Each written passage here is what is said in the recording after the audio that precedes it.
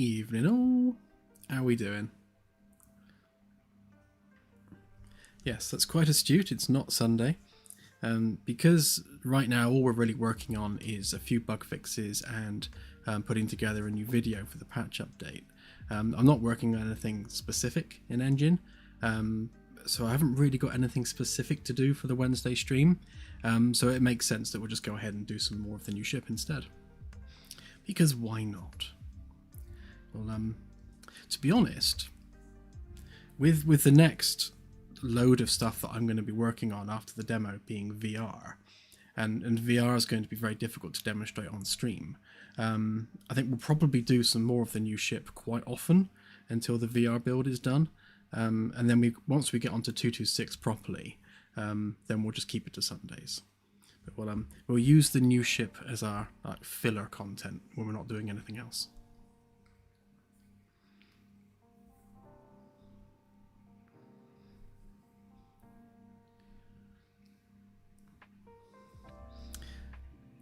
You might do, if I remember to press the button, CSI. VR is about to be in development, so we are literally just waiting for me to finish doing a video for the new patch updates. Once I've done that, then it's straight into VR dev. Yes, Eaton, actually. I named it today because I needed to create a folder to put it in, and I thought, I can't really just create a folder with a blank name, so I thought I better come up with a name for it. And I think I'm going to go with Caravella Class. And Caravella, as I understand it, is the Italian word for caravel. And if you remember, Lunara Industries is an Italian company, or at least it has an Italian founder. So going with an Italian name seemed quite apt. And caravels back in, I think it was the 17th century, they were used for exploration. In fact, if anyone plays the old Civilization games, caravels came in quite handy for that there. And caravels were fast, nimble, able to sail against the wind, and great for exploring. So it just seemed a really apt name for a fast, small scout ship. So yes, Caravella Class, as in a caravel.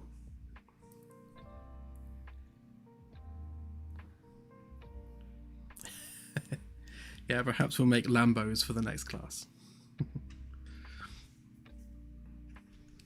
Right, so the first order of business is we need to sort out the key giveaway. So let me go to Mini-Me. So I remembered... Oh, hang on. No, I've got... Stop doing that. There we go. Yeah, so we're going to give some keys away. Sorry for blinding everyone, including myself. So Firstus and AJ, thank you for giving away some captain ranks. Those guys are sponsoring those. Annie Kennedy is giving away her old commander rank after she bought an upgrade. And we're just giving away some dev keys as well. Just because we're lovely like that. So, I suppose we better get on with it. Claire, are you ready?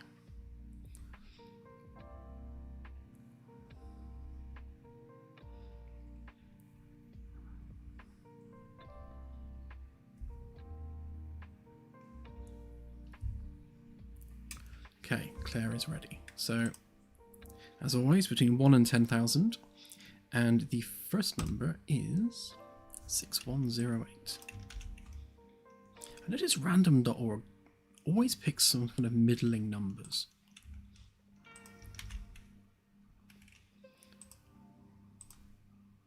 So that goes to Xerxes. Well done. You are now a captain. Just wait for Claire to say she's done. Hey, Celtic.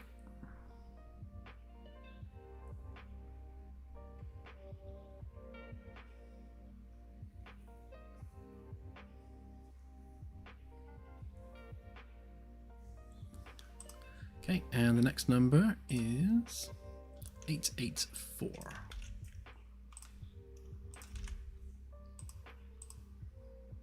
Which is Mars's favourite Martian. Well done to you. Great name.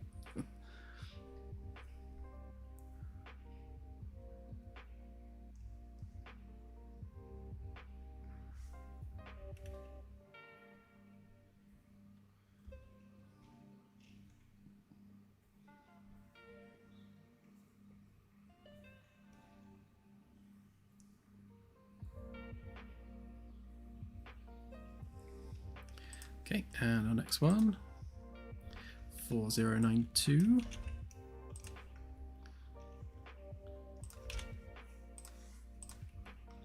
That goes to One to Beam Up.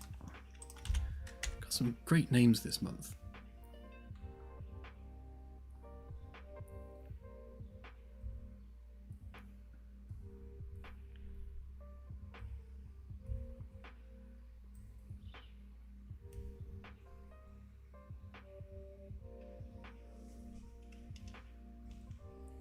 And our last captain rank goes to 1129.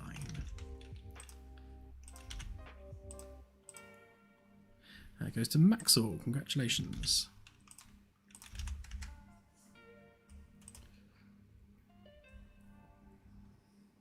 I'll do the commander next, actually.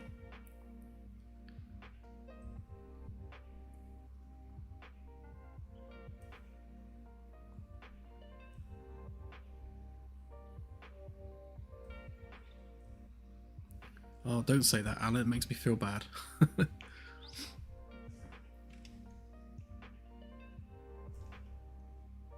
Right, so the commander rank goes to 7665. And that is Midi Rose. Congratulations.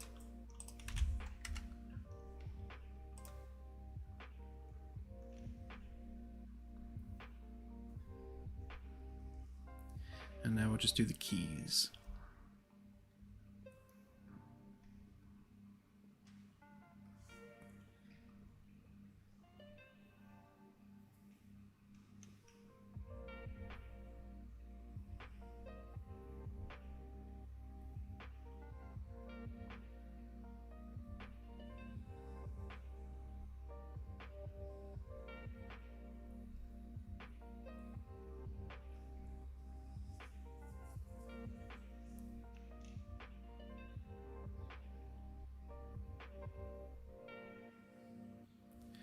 Okay, so the first key goes to 1921. And that is El Chosen Juan. I'm assuming that's how you pronounce it.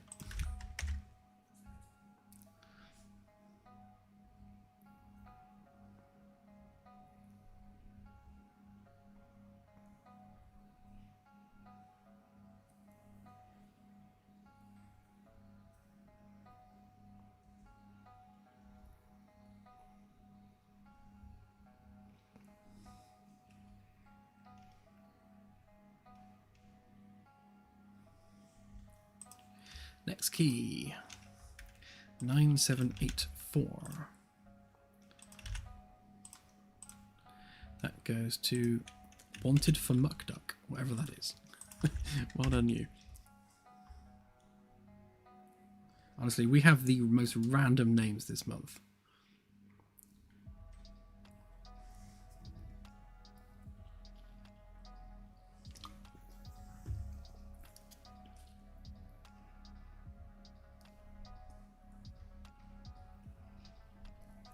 Right, finally, the last key goes to 9296. The high one. Quadzi. Congratulations to you.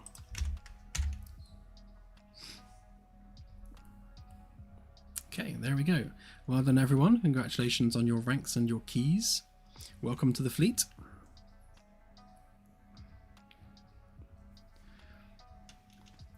Okay, so Claire will have tagged you on Discord. If you're not on Discord, then do get in touch. Actually, you must be on Discord, because that's the only way you can enter a number. I'm literally going mad. Okay. So with that done, let us get back to this. So I have very dutifully not touched it since Sunday, lest I get a slap from Claire. But I have been thinking about the overall shape of the ship, and I can picture it in my head, and I'm kind of going with a sort of a delta-y type design. let's see if I can turn it into something a minute. Where's the middle? There it is.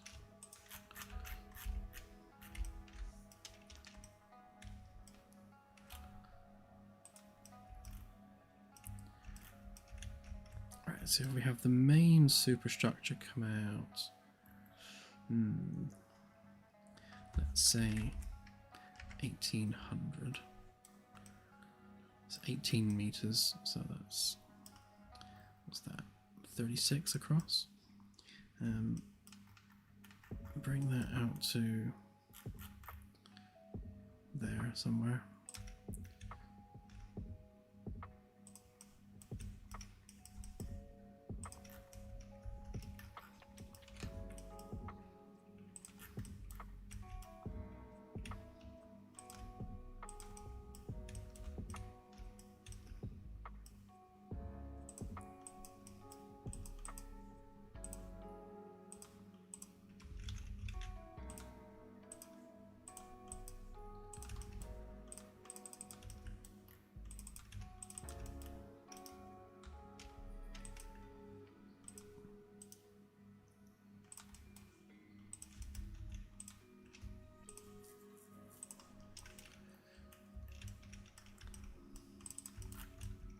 Right, if we use my favourite tool, the old Bezier curve, I was thinking something like this. Actually, let's expand that slightly. So if we go maybe a 10-meter flat bit, just to cover the ring section there.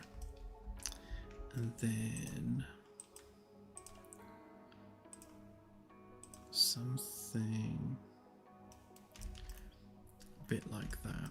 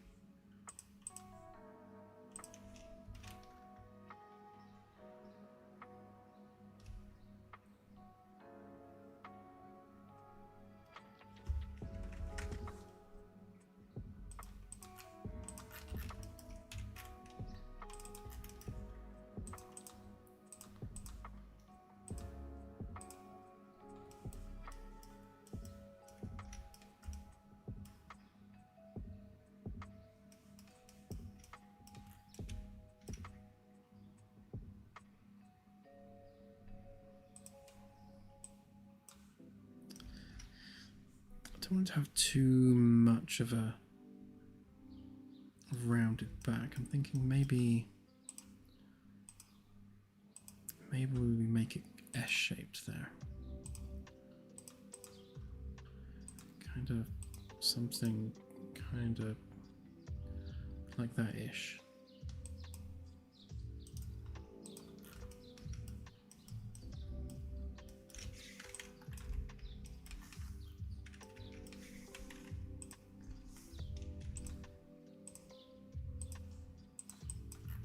Curve off that bit there.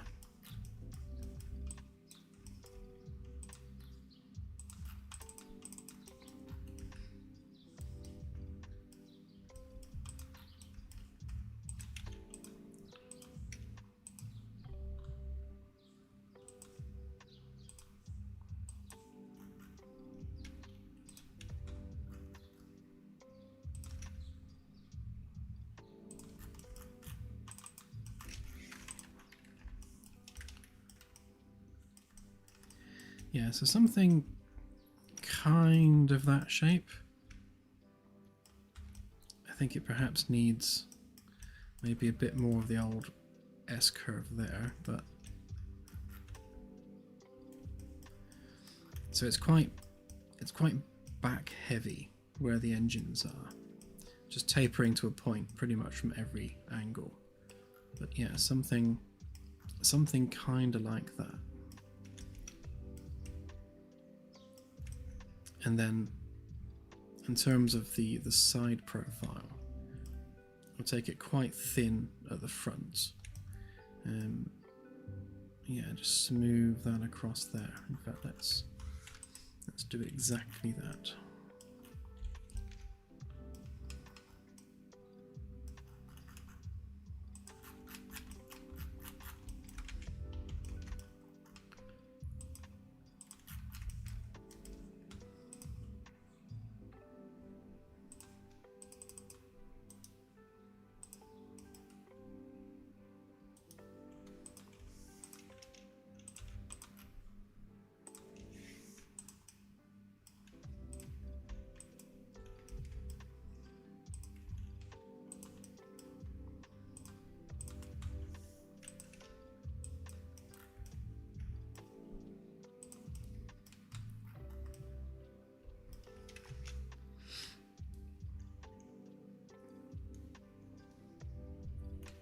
Yeah, there's no way this will fit inside the Magellan.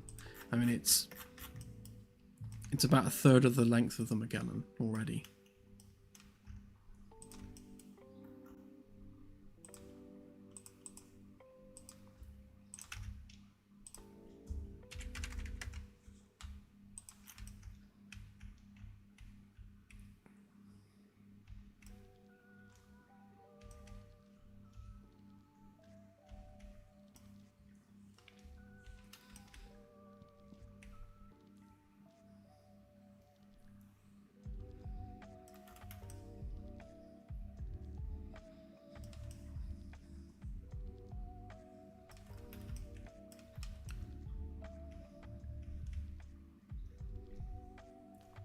Okay, so if we're going with science labs at the top there,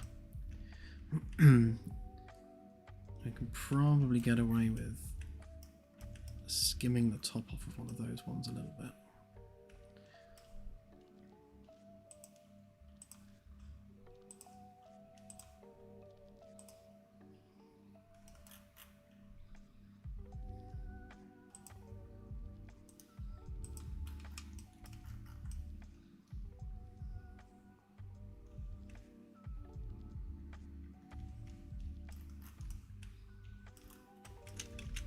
Yeah, not that much though.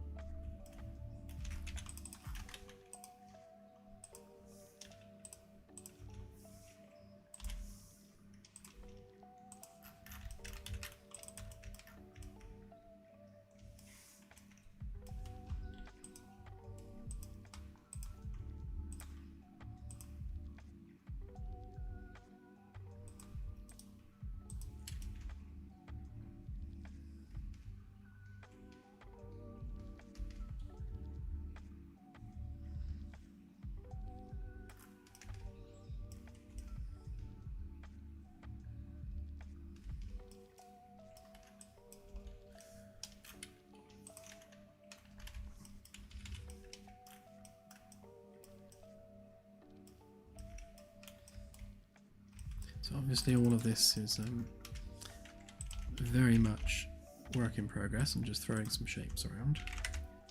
We will refine over time.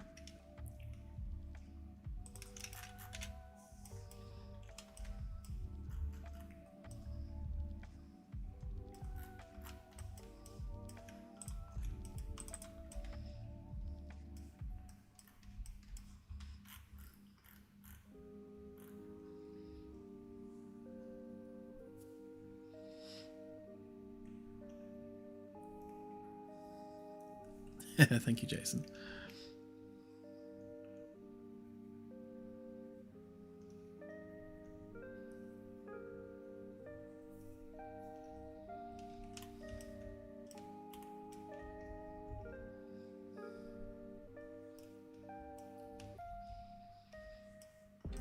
Yeah, it does have a Star Destroyer-esque kind of feel to it, doesn't it?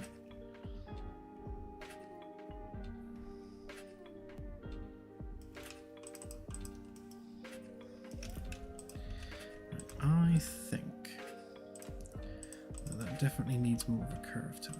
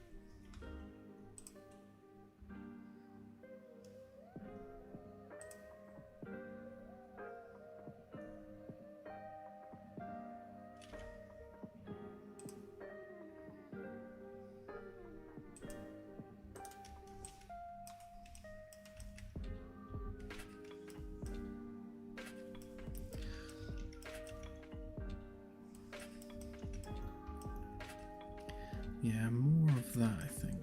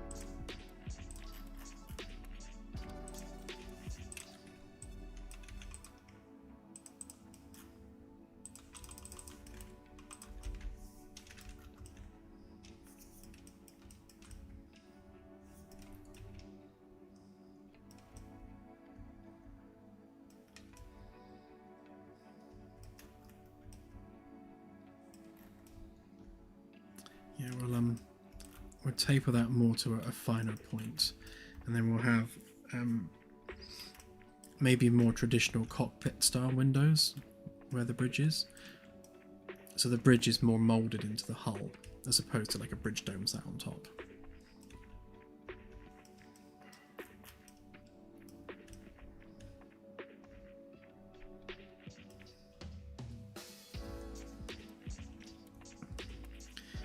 I think the best reason to have weapons is because of the unknown.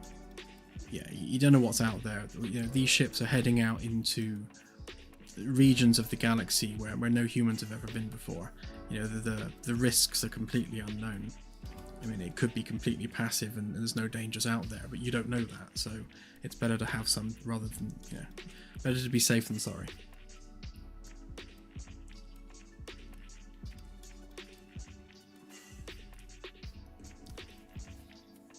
Yes, the Caravella Class. So the whole idea is it needs to be quick, nimble, the kind of ship that can, you know, get in, get out. A really, yeah, just a really quick and nimble stealth type scout ship.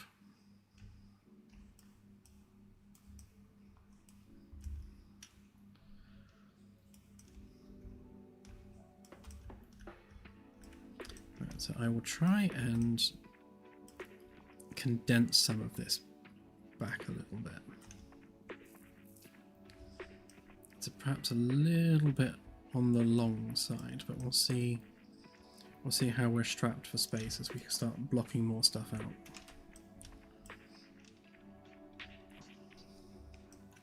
Yeah, I think we'll probably have an RCS quad here somewhere at the back, and then another one around here, and maybe a couple at the front as well.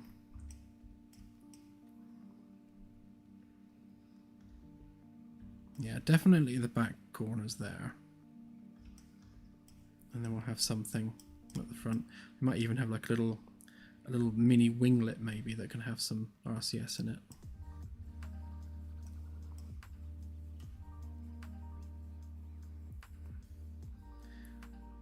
Yeah, I definitely think we need a cockpit style bridge rather than a bridge dome style bridge.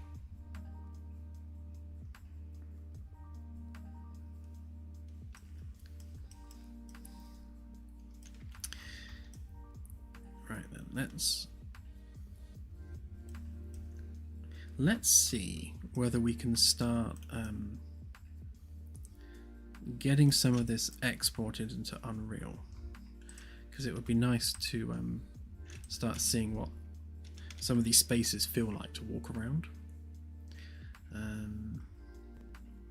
Yeah, so now we need a new folder on here, so big moment, making a new Starship folder.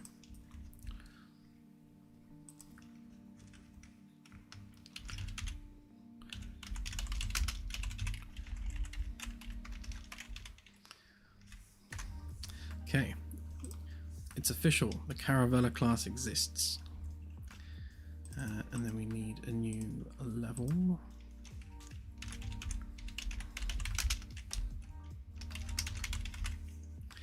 So that's our persistent level.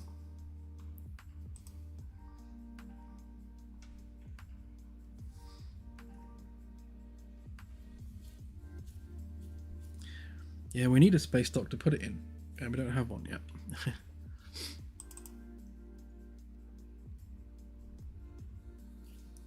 Ouch. I thought something just bit me. Ow.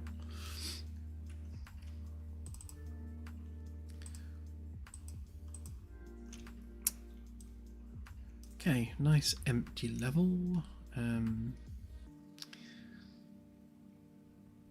Actually, what I might do to simplify this a little bit, because we've got a bunch of stuff which we need for the Galaxy Gen side of things. So if we copy the Magellan one, and that gives us all the various bits that we need. Yeah, it's going to want us to be on a different level, isn't it?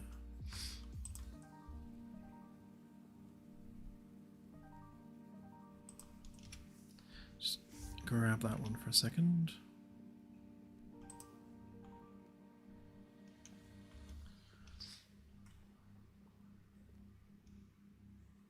Hang on, bear with me 2 seconds.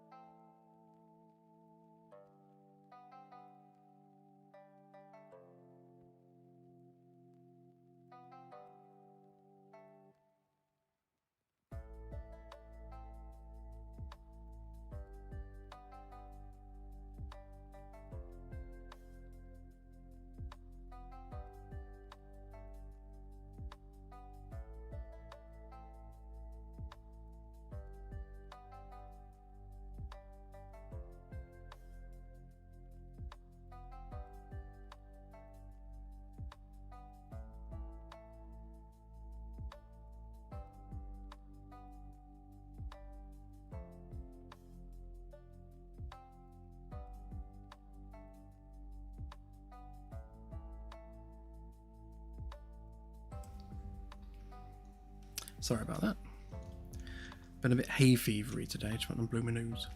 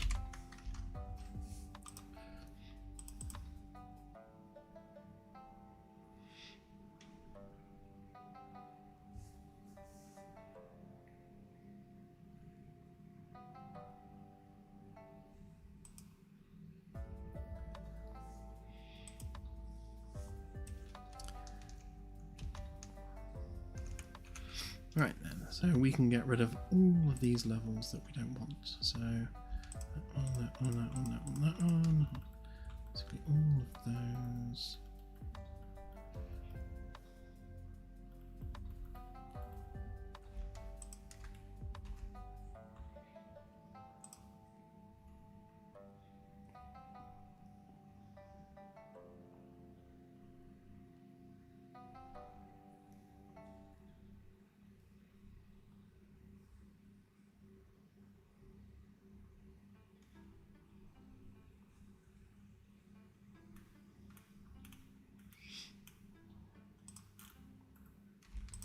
Get rid of all of our seasonal ones.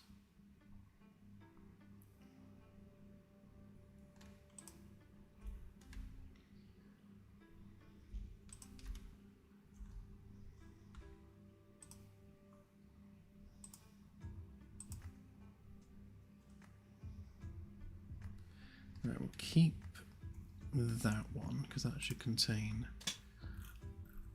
all the main bits and pieces for the level.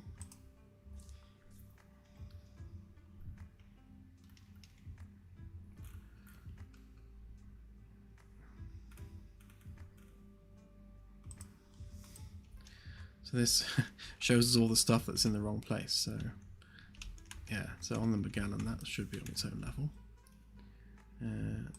That can stay, that can stay, that can stay. What's that? That's our landing pad for our player starts. They can stay where they are for now. Nav mesh can go. We need to rebuild that anyway. Those two can go.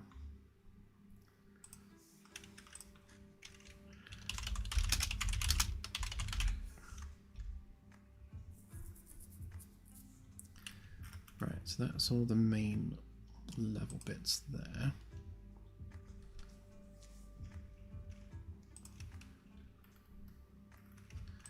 Right, so all of that can go in there.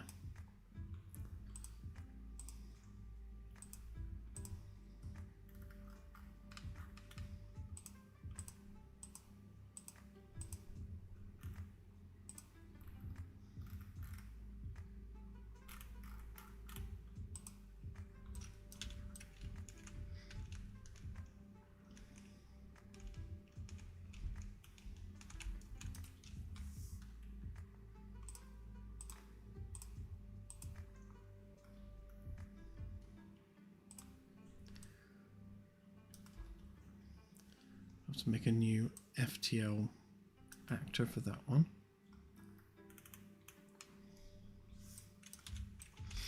Right, yeah, that should do us. One empty level.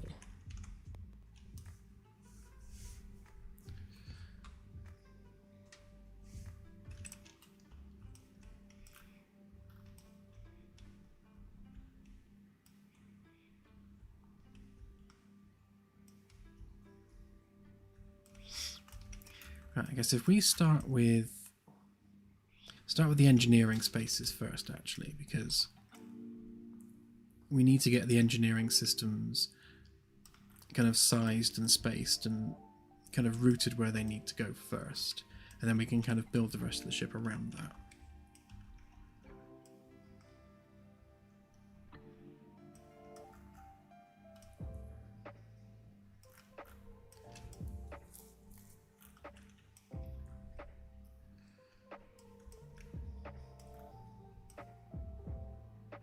Just thinking of the best way to to logically lay this out.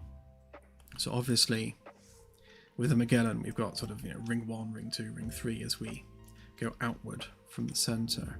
This ship's going to be a bit different, so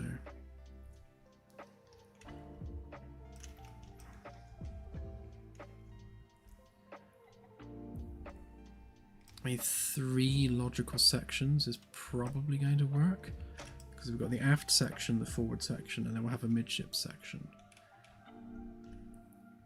Which means we kind of want the folder structure to represent that, so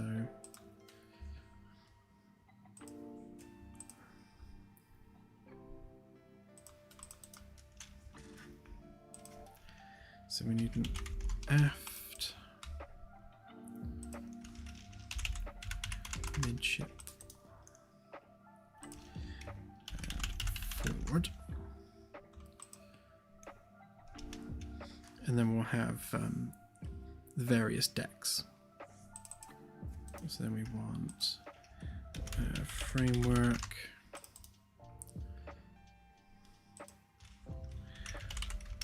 panels, floor panels, ceiling panels,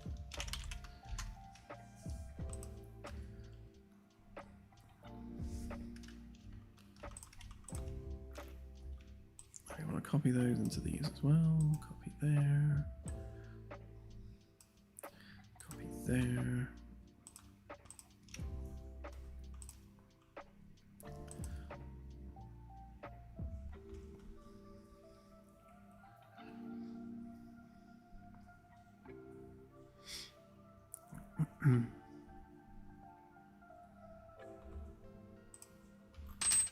So deck separation wise, why don't we go, rather than using the alphabetized version that the Magellan has, we could go with like a numerical version instead. So I guess it's just decks 1, 2, 3, 4 in that regard.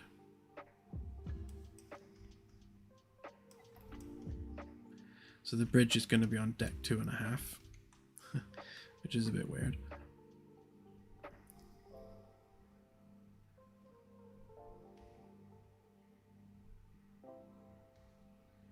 Unless we do kind of bump that up and have it on deck 2.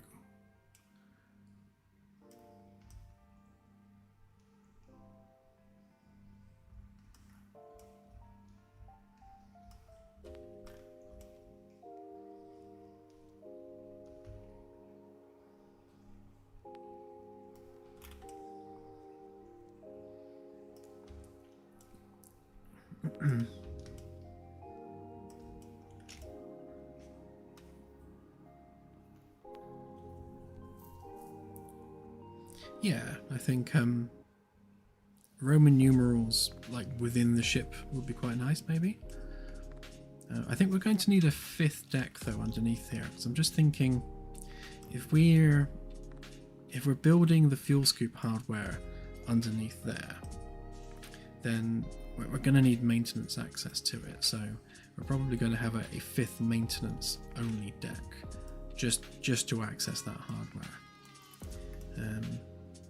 And we could probably do with some underslung cargo holds as well, so we've got to fit them in somewhere.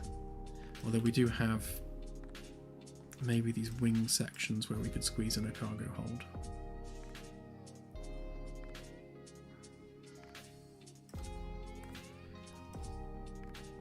See how it starts working when we start piecing it together.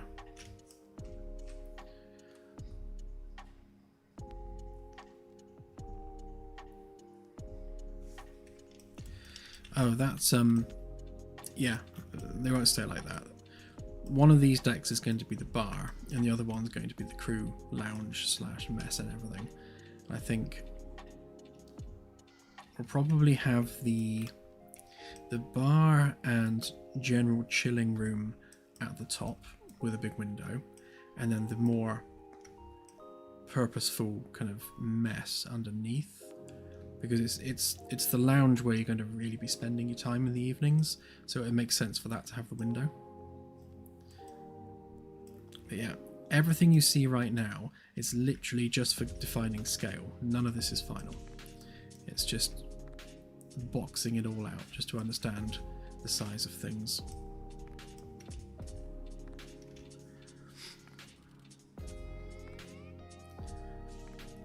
Yeah, you definitely need a bar, even if it's just a drinks cabinet. Where else are you going to put your chessboard?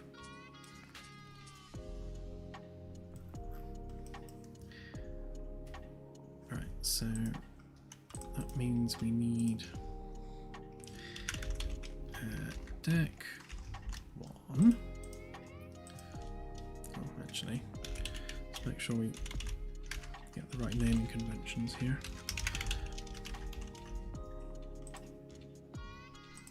I've already spelled it wrong.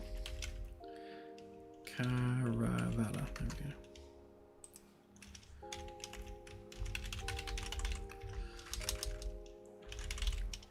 we go. I've been trying to sort of retroactively name things for the Magellan with a Magellan prefix, because I knew that we had, you know, other ships in the pipeline, and I knew that we were going to end up with conflicts if we don't start nailing some naming conventions now. Not all of it is properly named yet, but I think most of it is, so we shouldn't run into too much overlap. But I'm going to give it 5 decks for now. I'm sure 5 will be enough, because again, deck 5 is going to be like tiny. It's just literally some access space.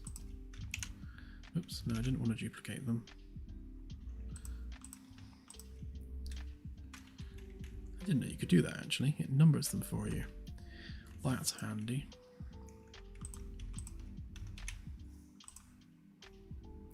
It's one of those things where every day I learn something new about Unreal. Right, down here we need to add those levels.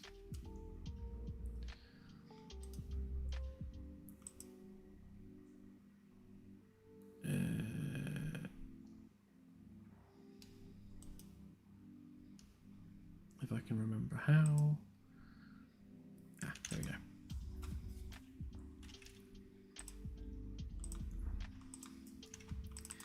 So, deck 1, deck 2. Can I do all of them? Yes, I can. Great.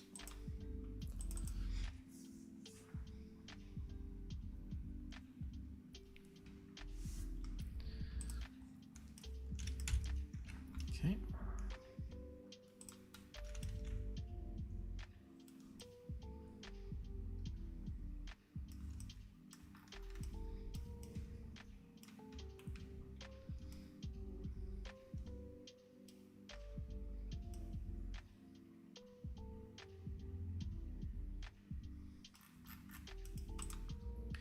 Guess we need to put this on deck 4.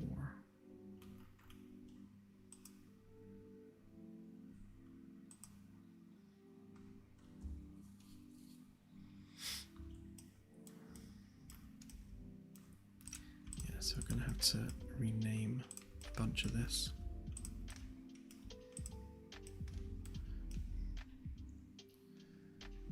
Right, so all of that would be deck 1.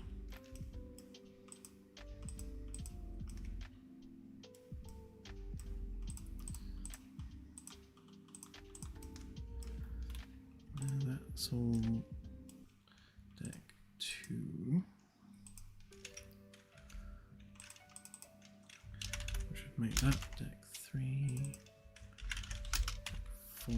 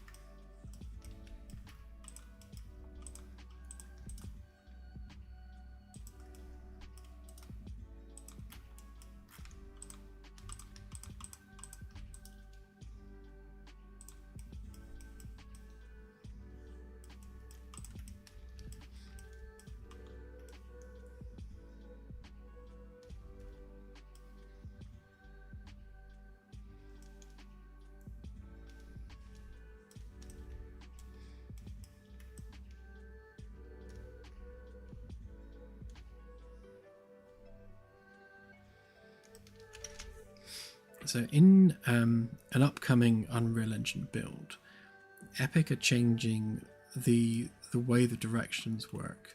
So we've got rather than Z up, it's going to be Y up. And I don't know whether it's going to be green or red forwards.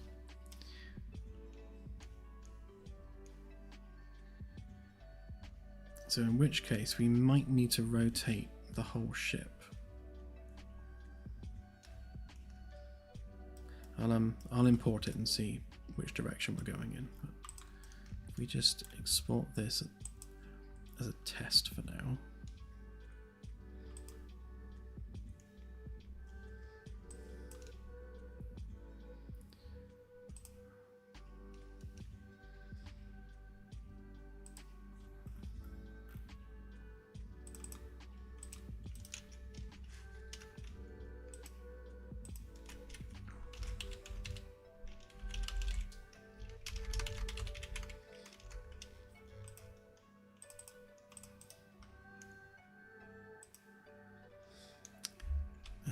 So we want aft,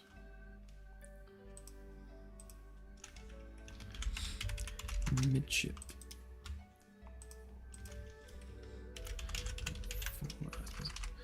4, save on some letters.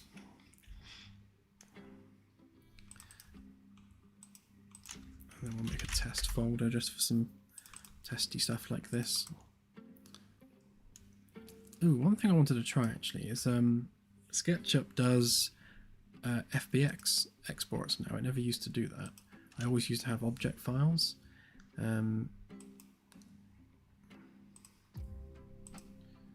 So let's try.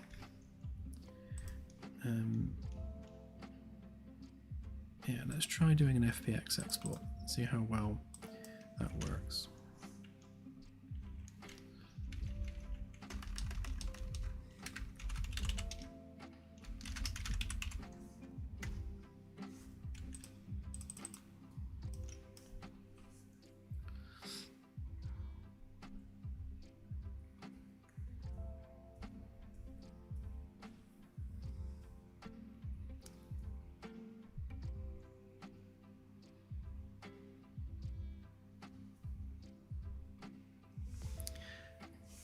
The pre-release for it is already out, Crazy Frank. If you look on the demo and go to the betas tab, you can see a pre-release testing build, and that is the demo update. It's just waiting for me to make a video, basically, before we put it live, but it is already publicly available. We just haven't announced it yet.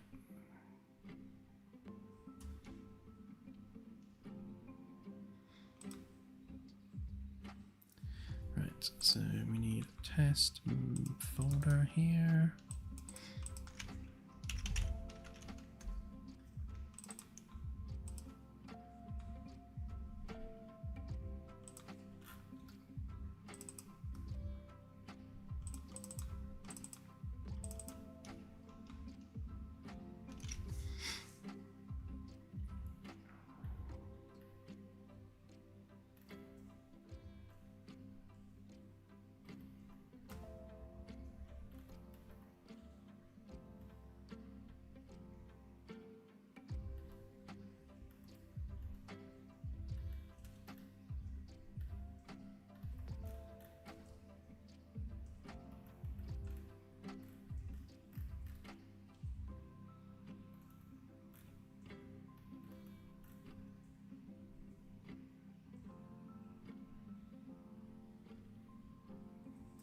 Yeah, so this is using Y up, which might mess us up a little bit, but we'll see.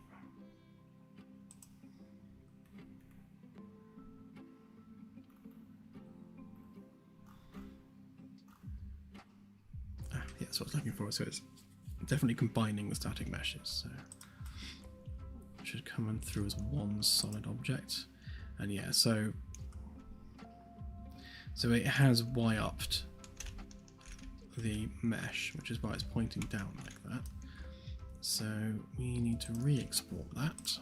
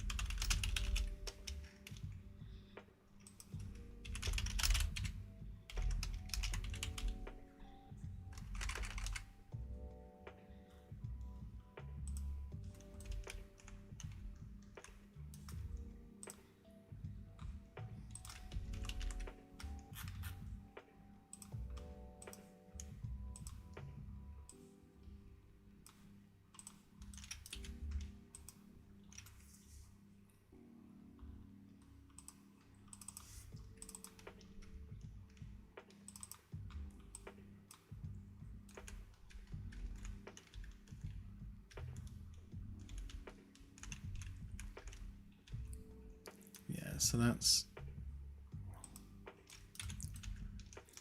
basically facing the wrong way.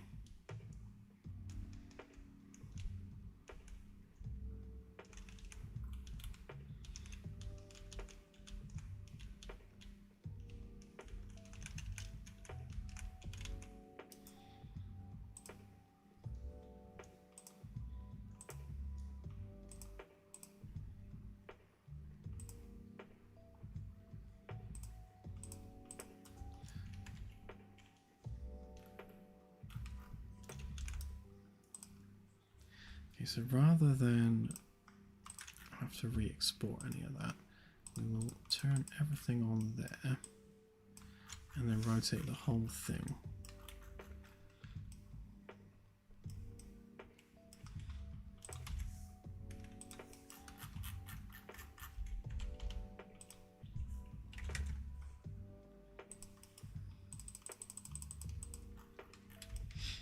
Yep, don't worry, I've got a thing I can turn on for that.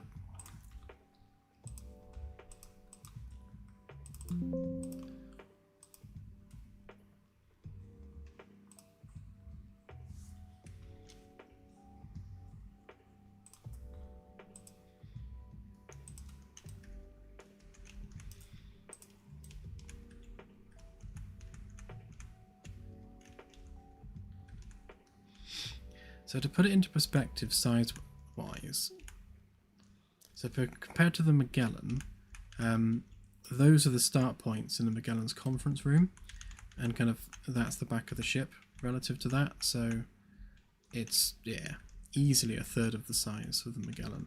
Basically, the Magellan takes up that amount of space.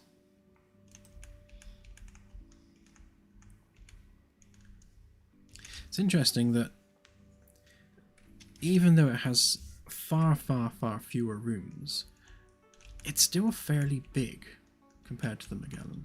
I guess it's just the Magellan is so compact with, it's got, you know, 200 crew quarters, and yeah, they're compacted in such a small area that yeah, it is naturally that much smaller. Weird.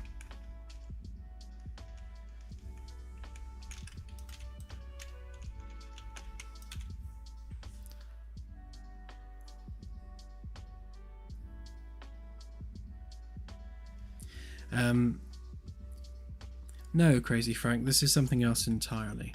So you're a bit out of the loop from the latest goings on.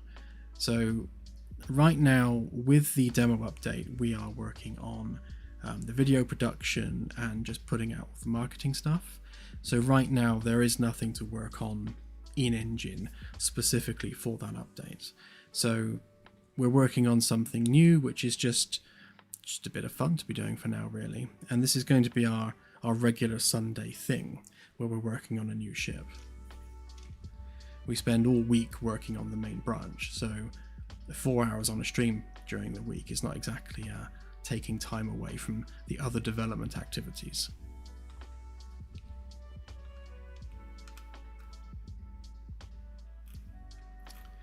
Where is my super light gone? There it is.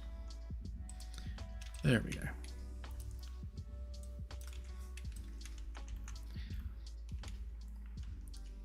Yeah, I mean, that's another part of it. I'm doing this for fun.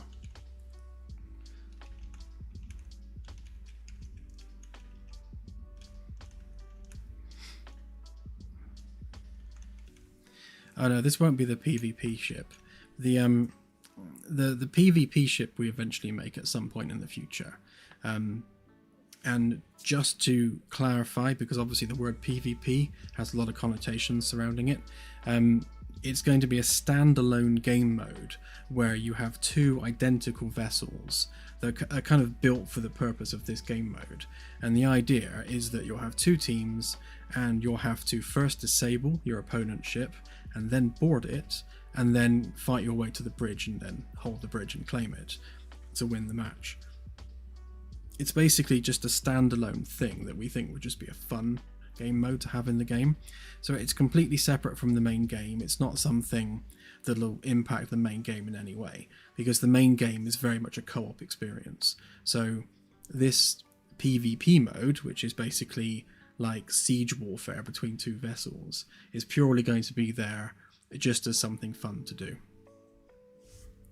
And I like the idea of it becoming an esport, but obviously that's a long way off. But yeah, the vessels that will be used in that will be made specifically for that, so they're not going to be any of the usual main ships.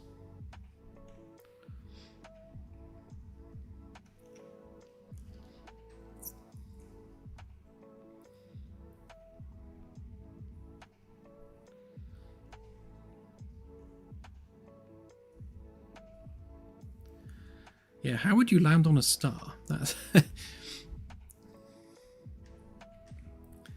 I think I can quite confidently say you're never going to be landing on stars. No, Pete, the ships will be built based on function more than anything else. So you imagine that the cargo haulers are going to be very boxy and very cargo oriented, whereas the military vessels are going to be probably angled such that they absorb impacts better. So there'll be a lot of angular edges, a lot of thick hull plating, and very little in the way of windows. So each ship we build is going to be built for a specific role. So we're not building ships because we want to build something that looks cool in this regard. It's going to be, first, the question is, right, what role does this ship perform? And then what does it need to look like in order to fulfill that role that it's designed for?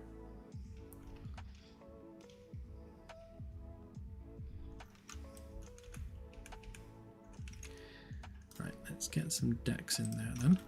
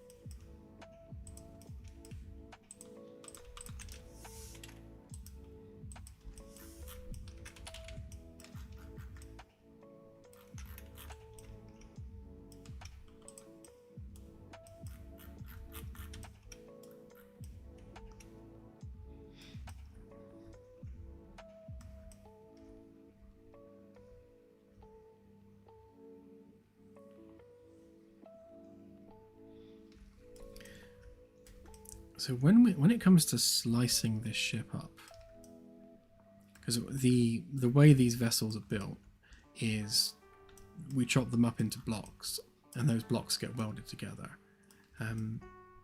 We need to have some kind of a consistent scaling for each cut through the ship, so that when we start welding it all together, it all lines up.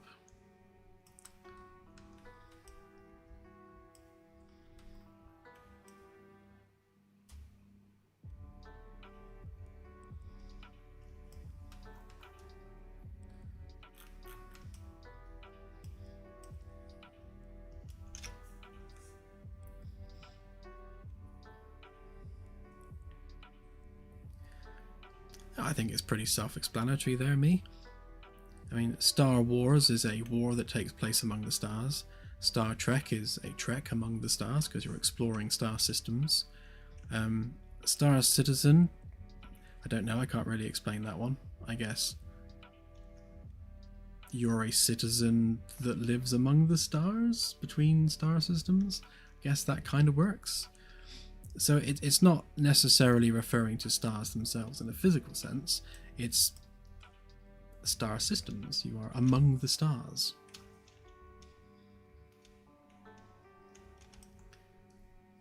Yeah, exactly.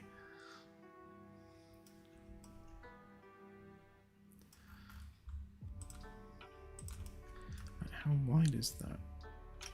It's 1460 there.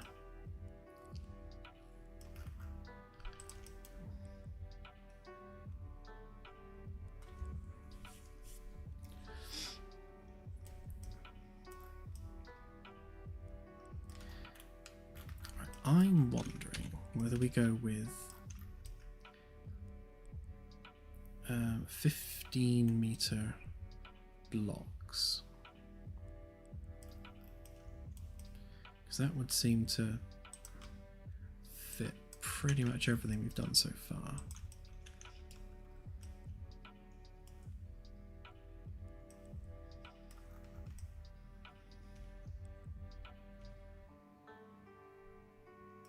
Yeah, let's do that.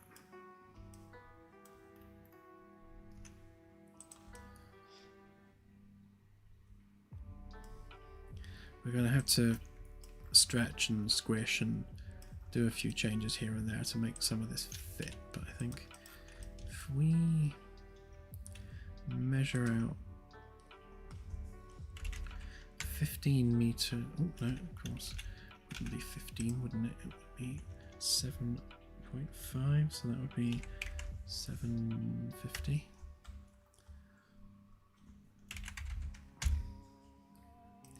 Right, so that's the 15-meter block. So then each segment of the ship basically has to conform to kind of that 15-meter line.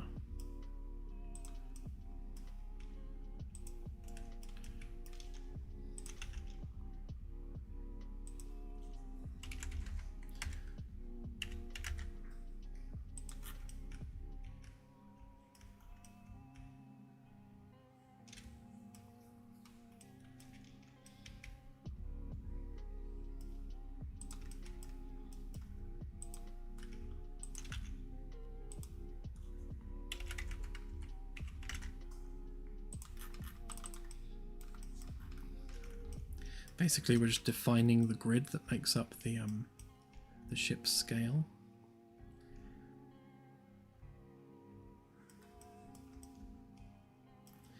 It was almost exactly 100 meters, if I recall. It was about there, wasn't it? So about there to there. Yeah, 90 to 100 meters. I imagine it'll end up being closer to the 100 once we're done with it.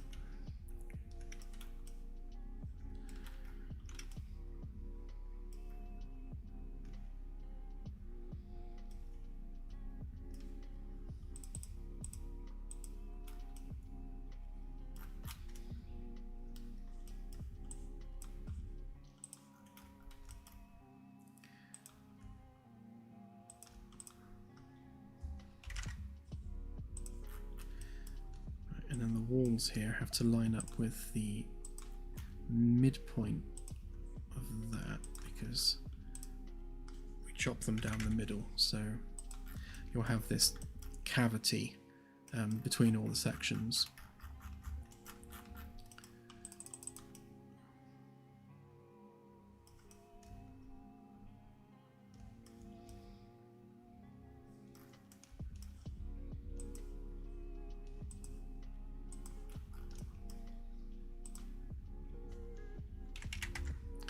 We need to do the same that way as well, really.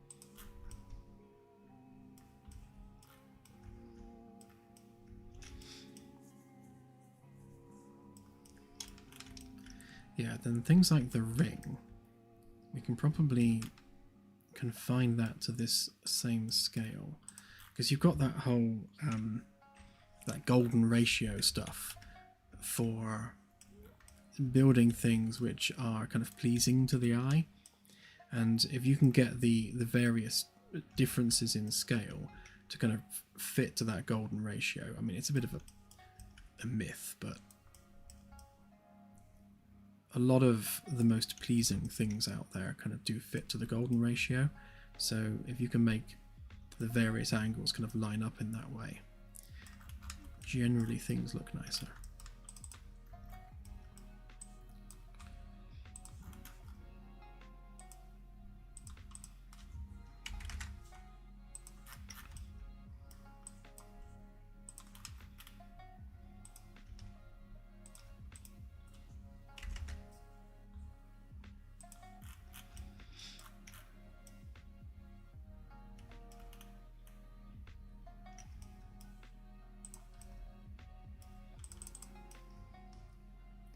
Right, so that gives us a 15 meter by 15 meter block. And then we have that, which needs to be on deck 4.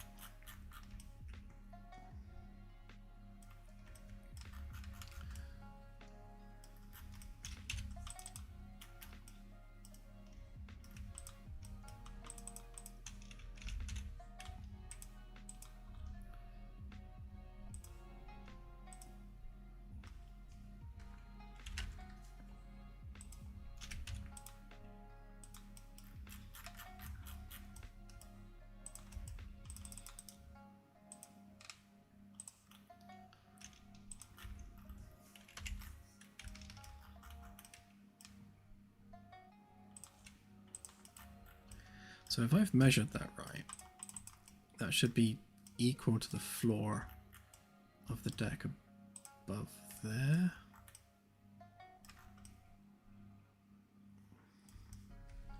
Or are we 50 centimeters off?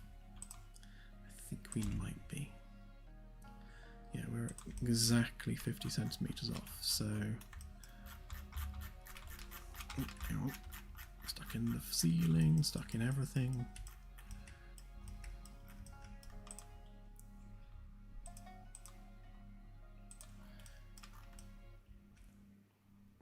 Yeah, so that,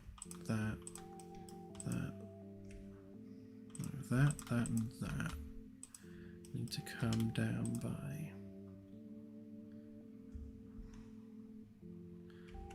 50.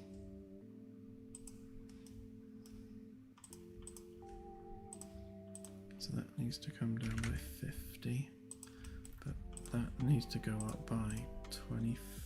Yeah. Now these two need to go up by 25, and that should keep it in the middle.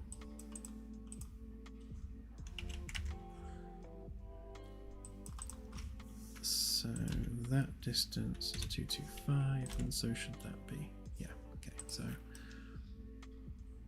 right, now that fits. So that should, oops, that should be equal with the ceiling there. Yes, okay.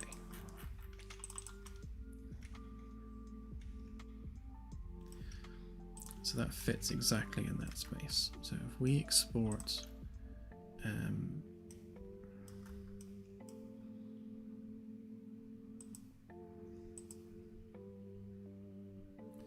yeah, let's export that first. So that would be aft deck 4. We might need some further logical breakup for these sections here. So we'd have like aft 1, aft 2, aft 3, mid 1, mid 2, and maybe forward 1, forward 2, something like that.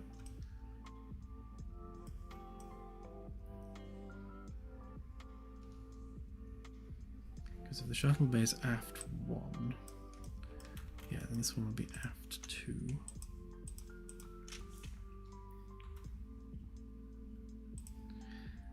So that's aft.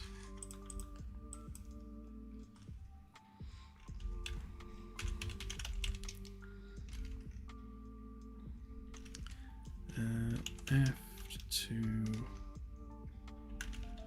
deck 4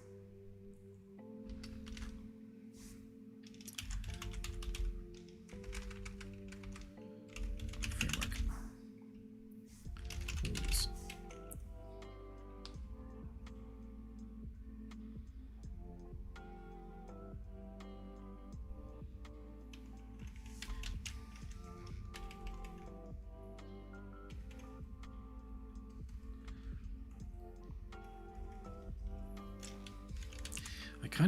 I went like bigger to smaller with the naming conventions on Magellan, so it kind of went like quadrant, ring, room, but it's not quite the same with this one. So really the deck is the largest of the objects, so it should go like deck 4 aft 2.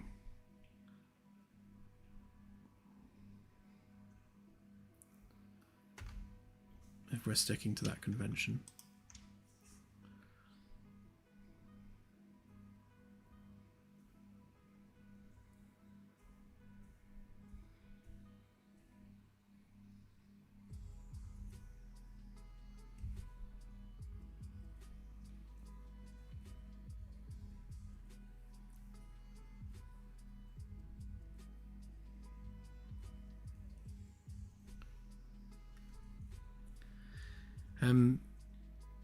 So the game does work on Linux. People have been playing it using Proton. We've got quite a few people playing it on Proton actually, and you get around about 40 to 50 FPS on the Steam Deck, except you do need to tweak the controls a little bit to work with mouse and keyboard. But we don't support Linux out of the box, and won't until we have a dedicated developer who actually uses that as a platform.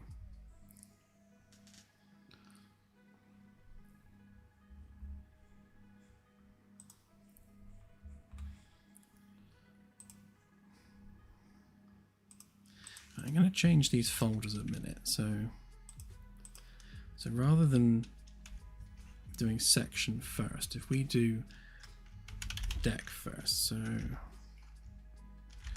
yeah.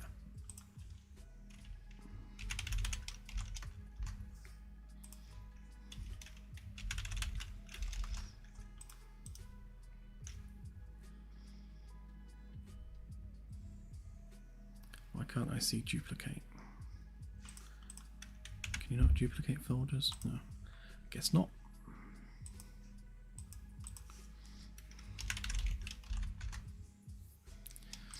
Okay, and then we need actually no, we won't bother with that. We'll just use the mesh naming.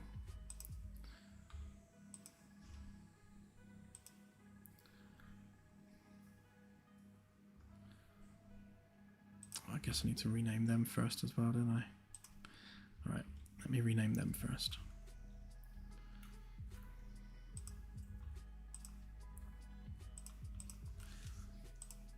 I want to get the naming conventions kind of right first time, rather than having to go back and adjust anything. And obviously, as we build more ships,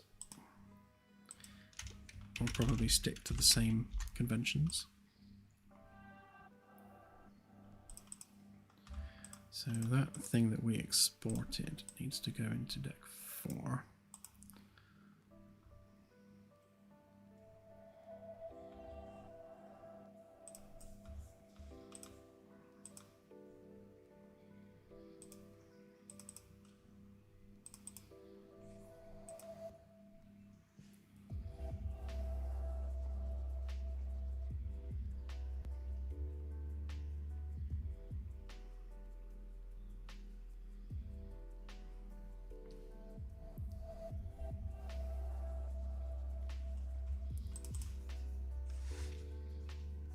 Yeah, I can't see the Switch having enough oomph to be able to run it.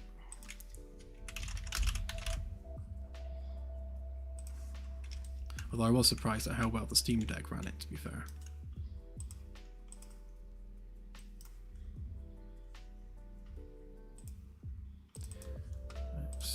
deck 4. Pop that in there.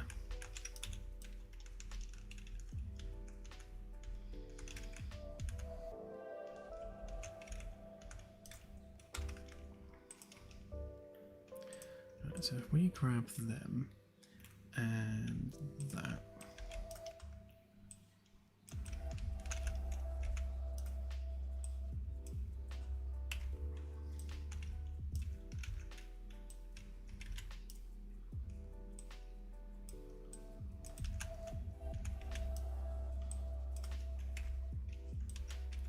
Why would you do that?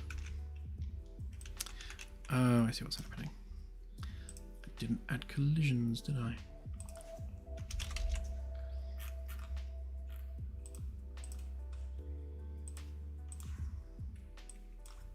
That's better.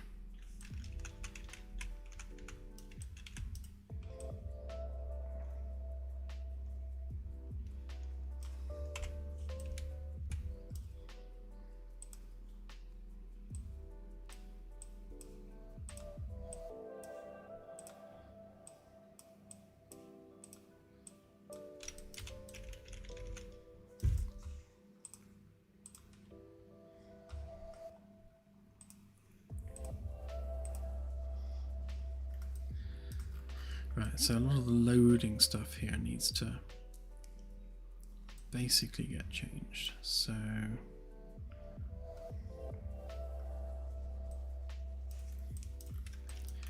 we'll skip that.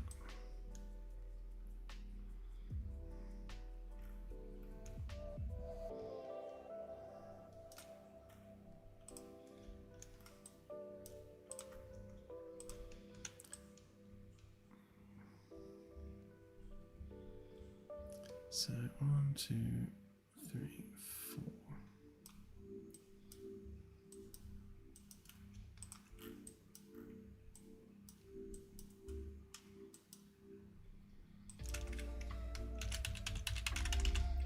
So Caravella.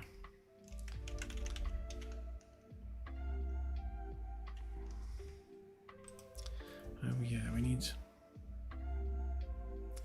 Right, yeah. We need to further split them up, actually.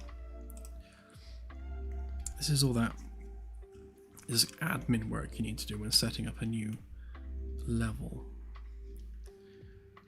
So we need... So deck 1 framework rules. Framework top and framework sheet metal. So the reason I'm doing this in this way is it's useful to be able to turn off the ship in layers. So like if we're making a deck map, then we can turn off certain layers of geometry and just reveal the things we need for the deck map.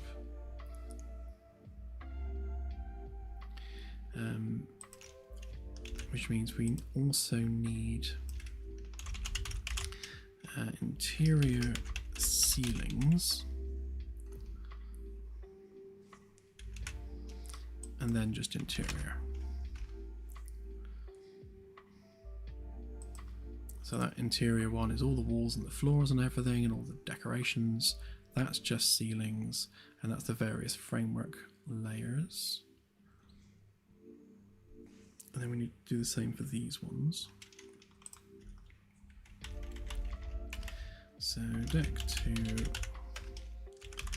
framework walls, top and sheet metal, and then we need interior and interior ceilings. And then the same for deck 3.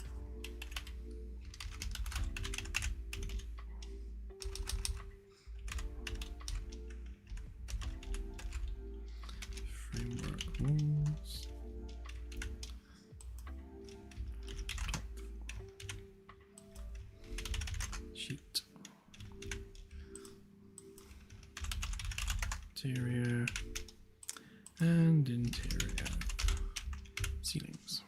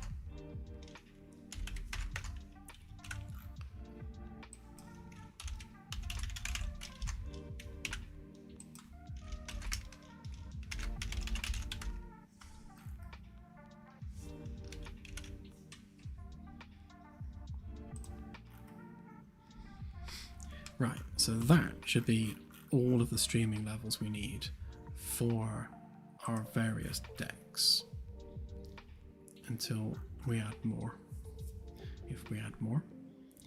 And then on the persistent level, we just need to bring those in. So we've got 1, 2, 3, 4, and 5 framework walls.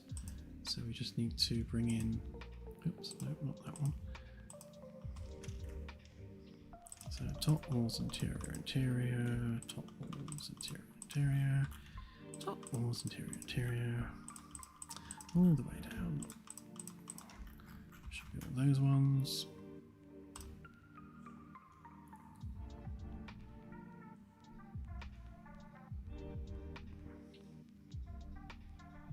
Oh.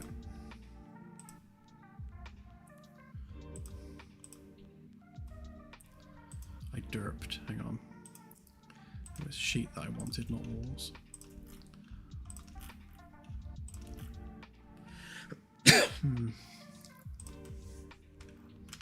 Right, sheet, top, walls, interior, interior, sheet, top, walls, interior, interior, sheet, top, walls, interior, interior, sheet, top, walls, interior, interior, sheet, top, walls. Right, so that's all the levels. So that should be on the level framework walls. So if we bring up that one, do Control M, that puts it on the right level.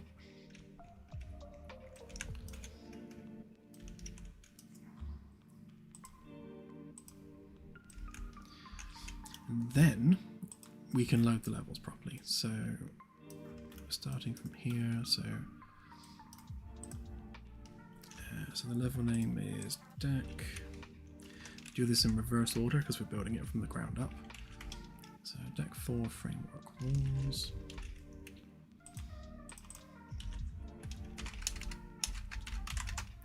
Top and sheet. We don't have the power or the HVAC levels yet, so we'll skip to the interior ones.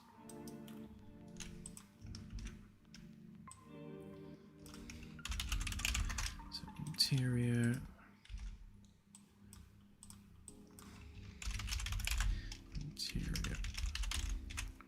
ceilings.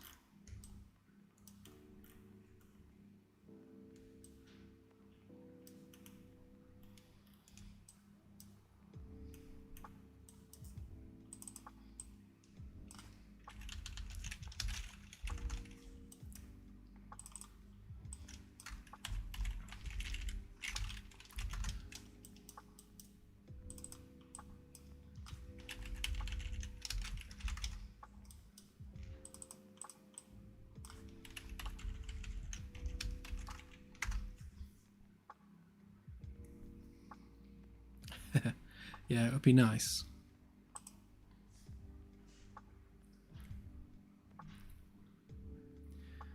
Captain Archer's kind of my favourite captain, to be honest, so I would love to build the NX-01. You never know, one day if we speak to the right people at the right time, we might get permission.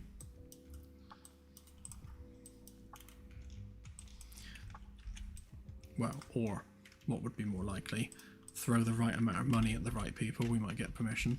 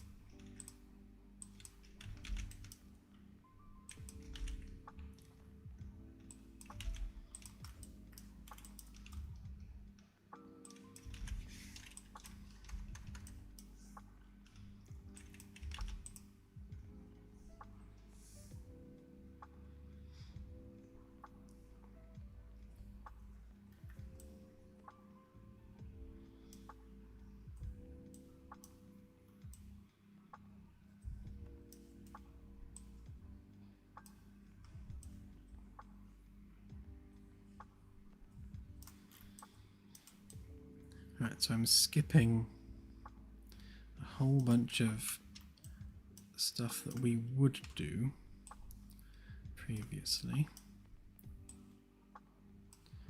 This will all need refining and polishing once we actually have the right stuff. Right, that should skip all the things we don't need and only load the things we do. So, does this stick us in the level?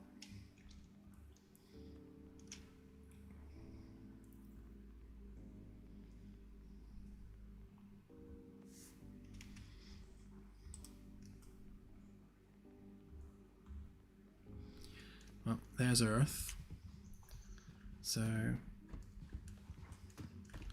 yes, basically.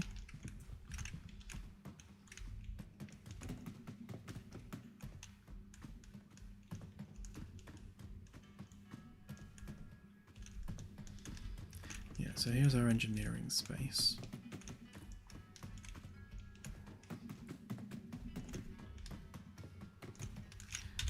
What I'll do is I will change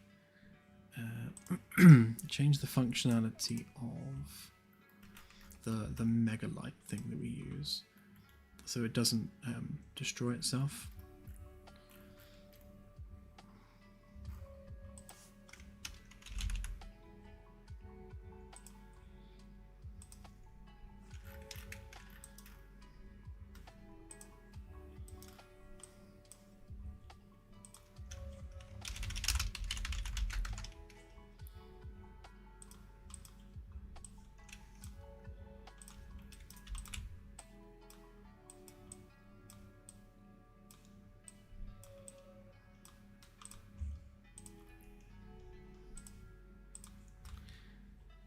So we can specifically tell it to stay alive.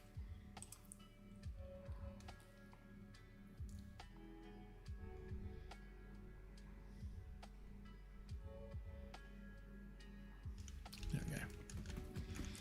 Everything's going to look crap, but at least we can see the ship.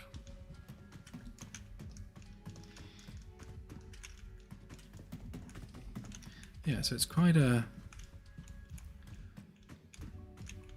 quite a small reactor room, really. It's yeah, definitely worthy of a ship this size.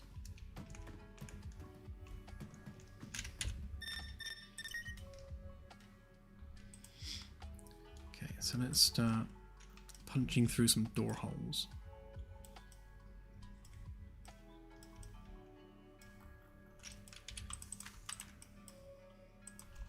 So we don't actually want a bunch of this stuff up here. So if we just cut off that outer lip, that gives us our segment piece.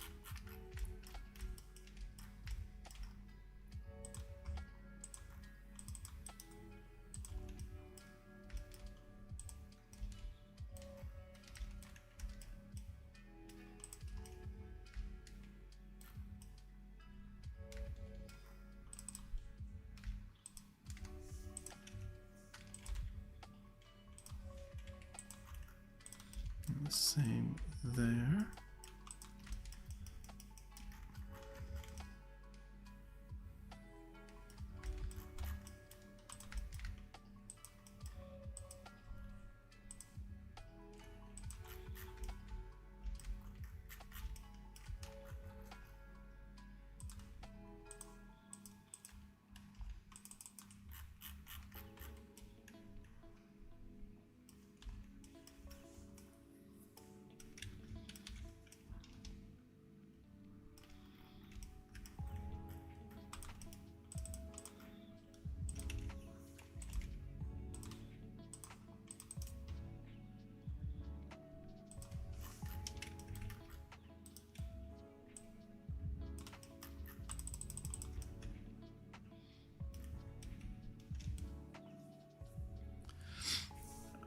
I sort of read it.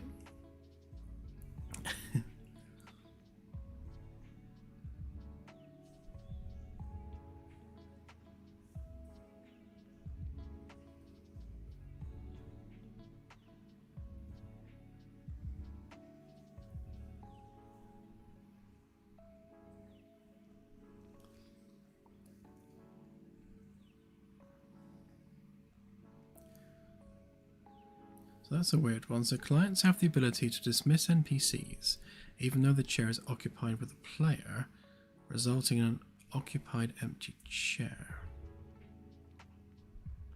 Oh, that's a weird mix of circumstances. We'll have to, yeah, we'll have to check that out.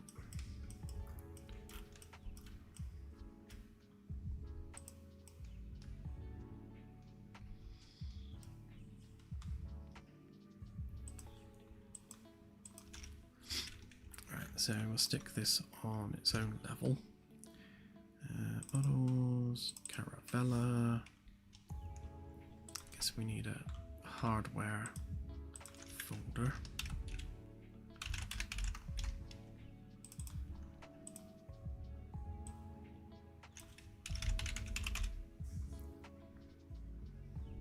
It's very nice to be exporting as FBX now. We've been stuck with OBJ files for such a long time. This is nice and refreshing.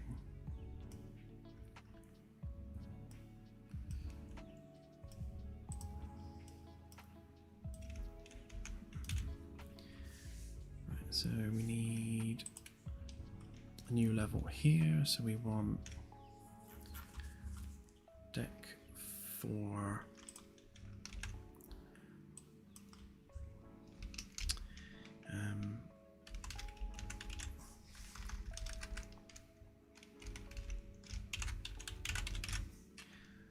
I guess we'll go hardware. I specifically split up like the HVAC and the power on the Magellan, because the HVAC's in the ceilings and kind of gets in the way. Although I do wonder if we're doing like overlays of different ship systems for diagrams and things. There's definitely utility in having like the HVAC on one level, the power on another, like the coolant systems on another, so that we can turn those levels on and off to do diagrams of those different systems. So yeah, let's keep the electricals on their own level.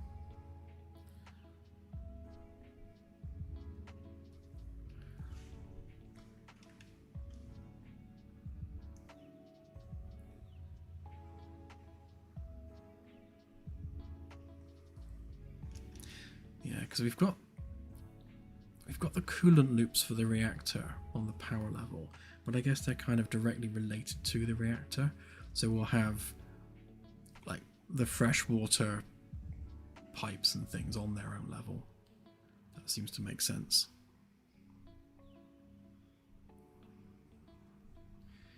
Which means we need that level brought into here. So deck 4 power, and then we need to import that actor.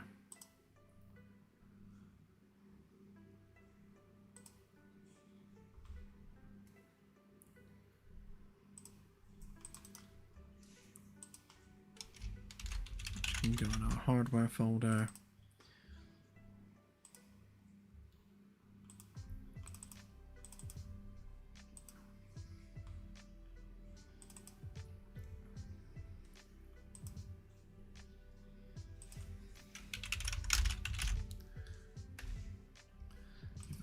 Different color.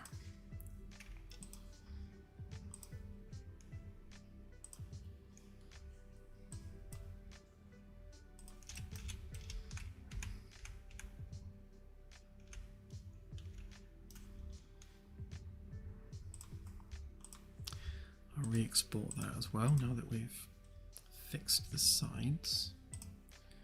So deck 4 framework walls. Import that. Right. Then we need to hook in the power onto this one. So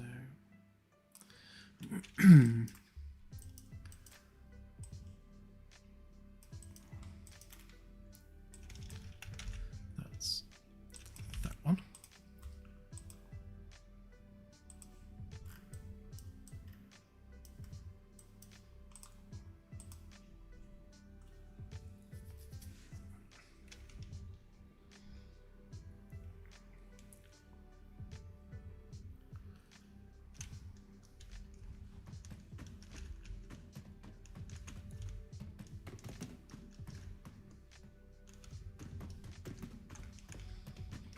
Yeah, again, it's going to be a very compact design here.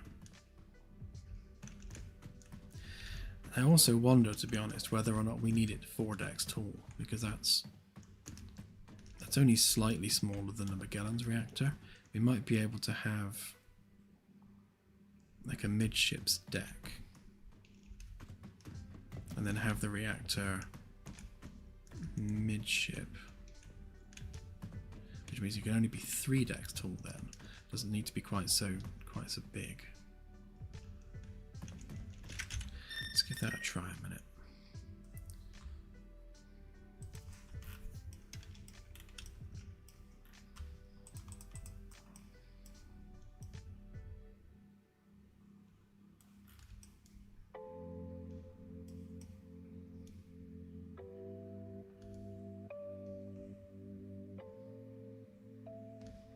Although that said, that doesn't mean the reactor has to be in the middle, does it? It can always be up a deck.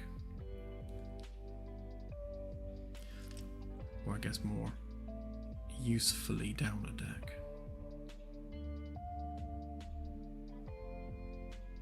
Although if we make it up a deck, that gives us a cargo hold.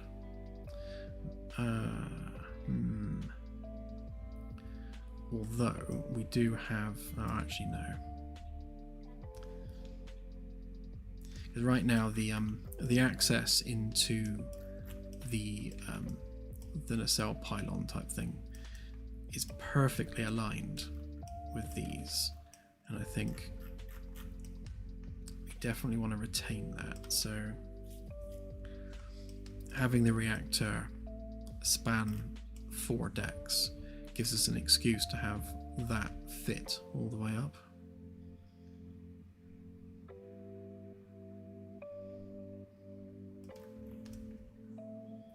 Okay.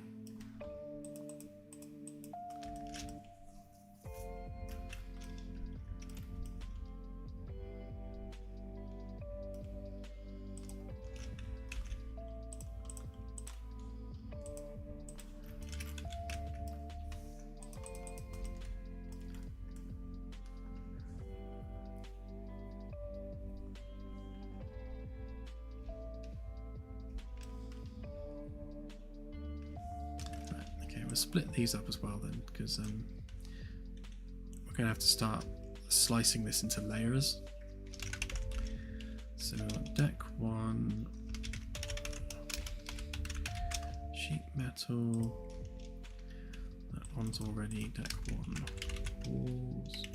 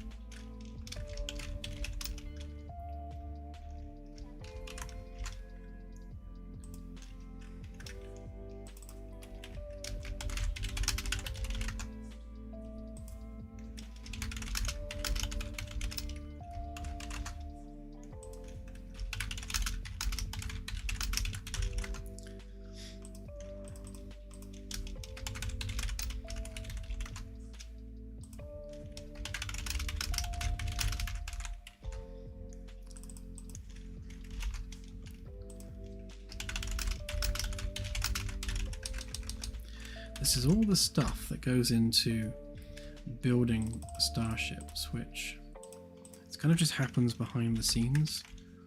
There's all this just paperwork, I guess you could call it.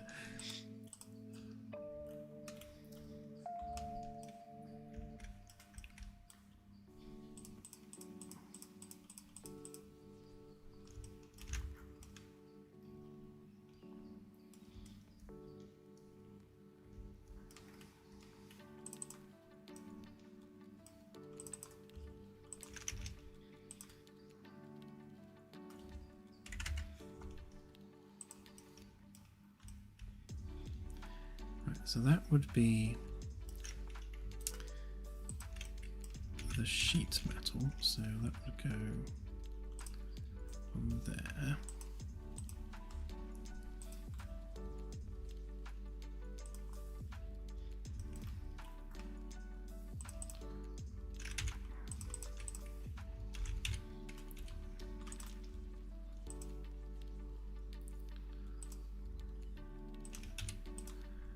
Just extrude that down. Oh, no. Don't want to grab those other faces. Alright, we'll do it this way instead. We will grab those edges like that.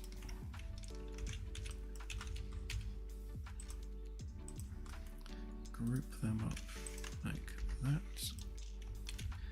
And then we will extrude them down.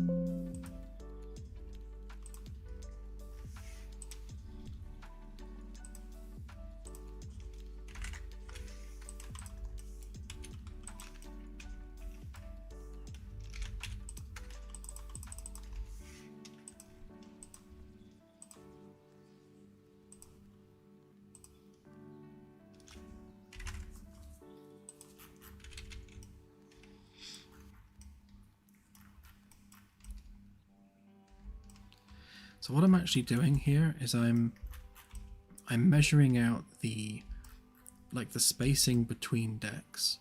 So that's your between deck cavity, and that's the under deck cavity for the bottom of the ship. Just need to make sure that we start working within those cavities so that we're not making something too tall or too short. So that means we can take all of these, actually just make sure these are on the right level. So that's sheet, top, and walls. So we should be able to copy these 1500 over, have them line up exactly.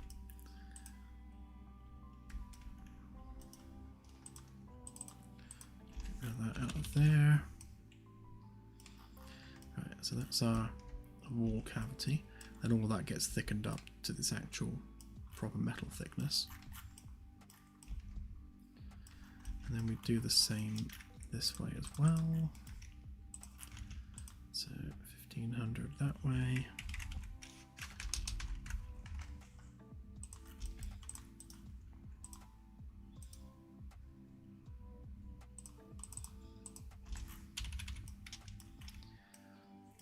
So this one would become the shuttle bay. And in all honesty, I thought that was going to stick out too far out the back, but I think that's actually not terrible, because we can use we can put a corridor in here as well. Yeah, and then have we have a corridor that comes around like that. That would work, because we could potentially use that as a cargo hold underneath the shuttle bay.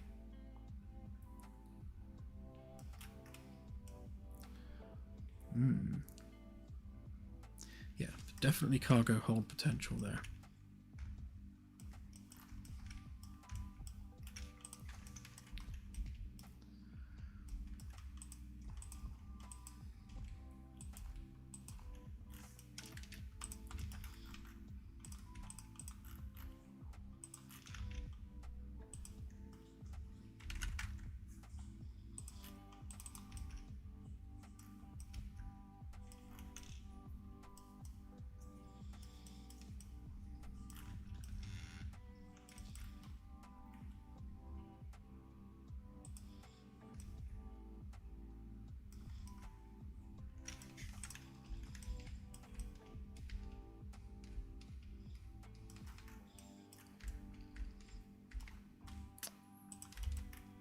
So the width of that is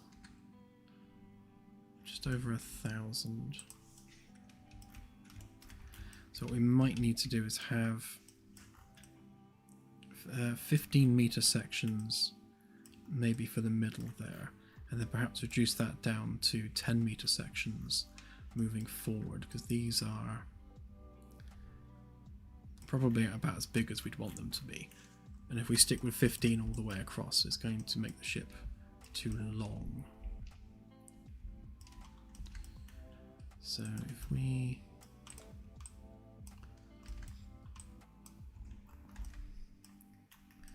let's try making these ones 15. So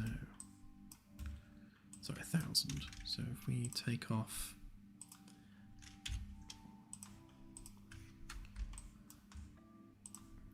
take off 500 from that, which should make that edge exactly 1,000. Yeah.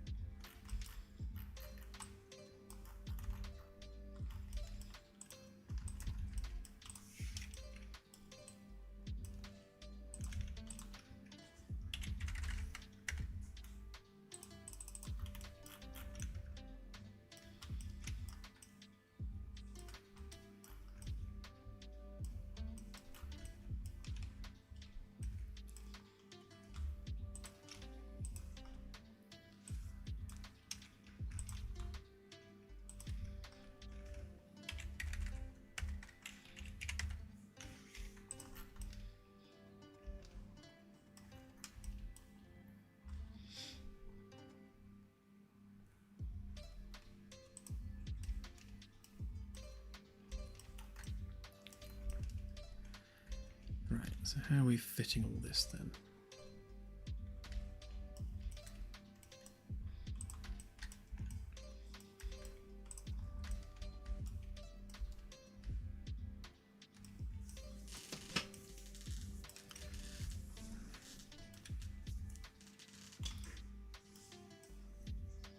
So I like the idea of making the engineering space very secure. So potentially there's only one main door in with one emergency access door out the back. And then all of the cargo and foot traffic from the shuttle bay goes around it. Stuck in the floor. So we'd need, yeah, I guess a lower level doorway into the reactor room there.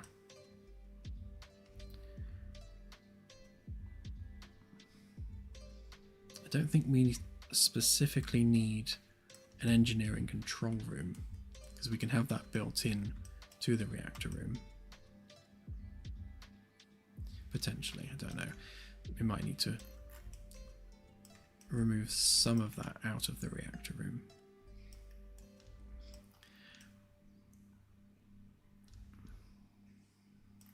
Obviously we've got our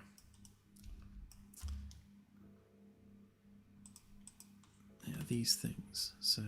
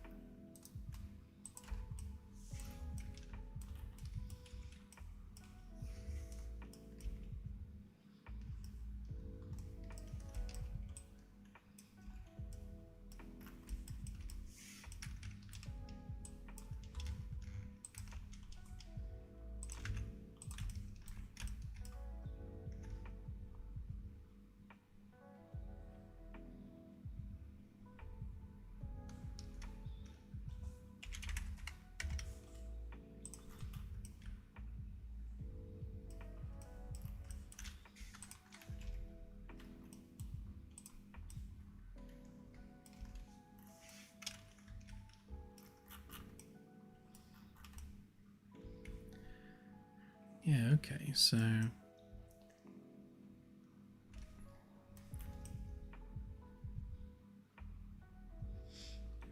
could do something like that.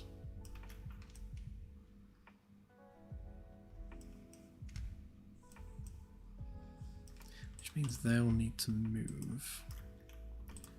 So if we were to move them that side,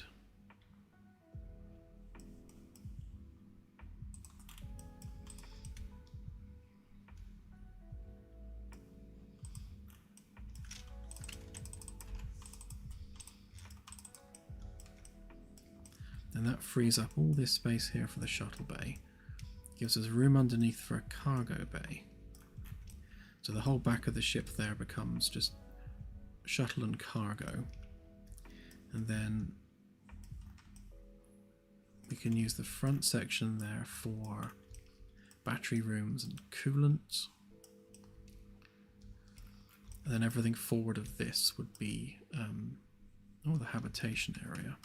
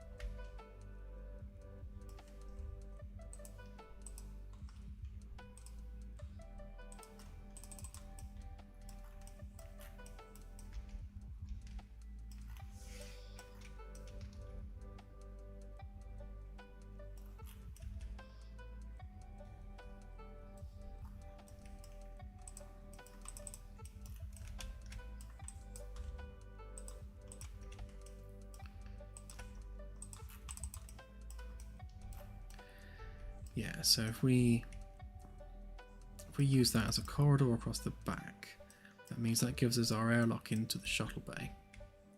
And all that area becomes the shuttle bay. 2 decks tall. We can have some kind of a cargo lift for a cargo hold underneath. And that creates a secure bulkhead there between that and engineering. And then we just have to add some engineering systems there. And then this corridor basically just skirts around engineering.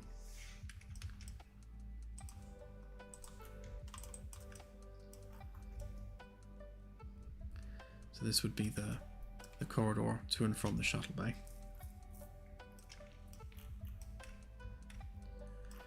And then that would just be just ship geometry just around there. There'd be nothing here but framework.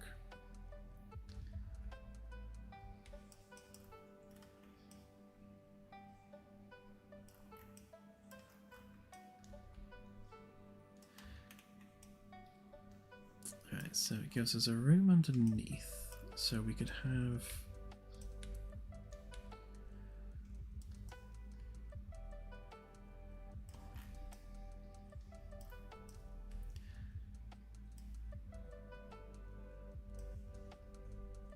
if we've got the fuel scoops underneath there, because we've got, because if we have that 5th deck underneath, then to be honest, we could drop that down maybe all the way actually. So if we were to have them down to there,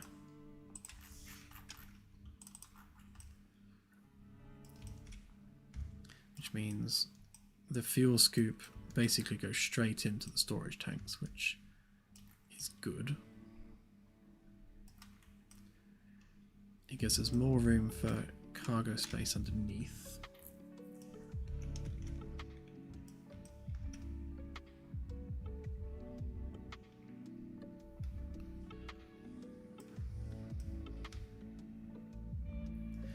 Or perhaps even better, if we upend them to their horizontal tanks, and then we keep those tanks underneath.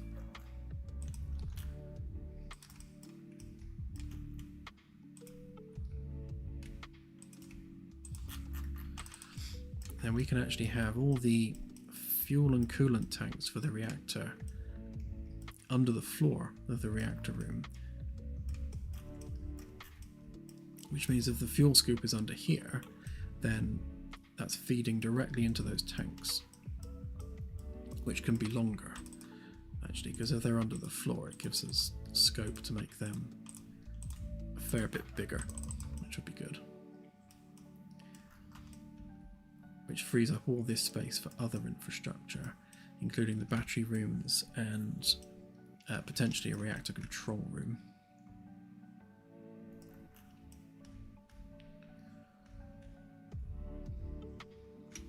Okay. So if we grab a door,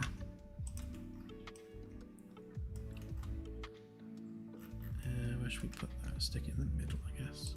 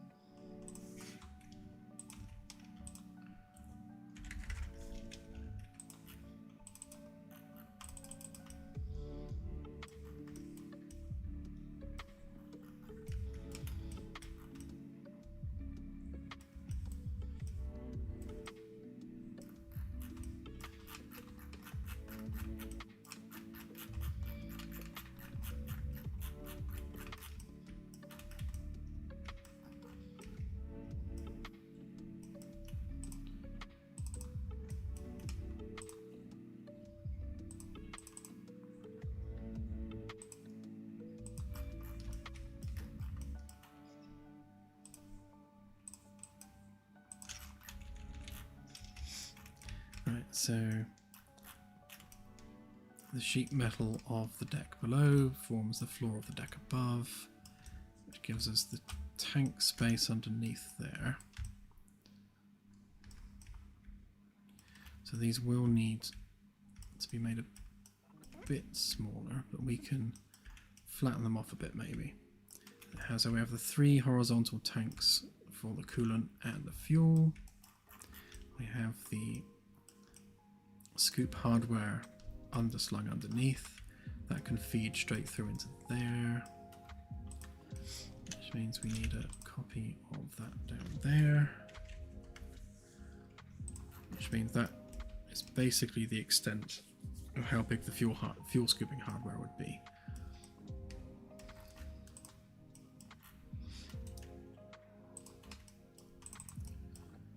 Let's get rid of those bits underneath and copy these bits down.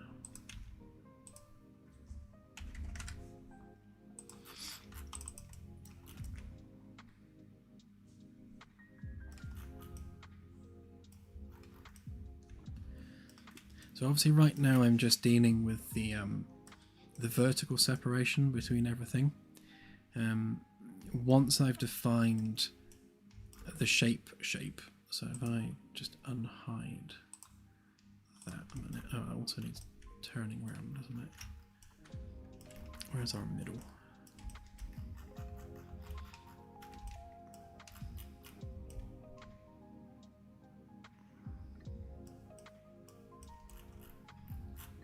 Ah, there it is.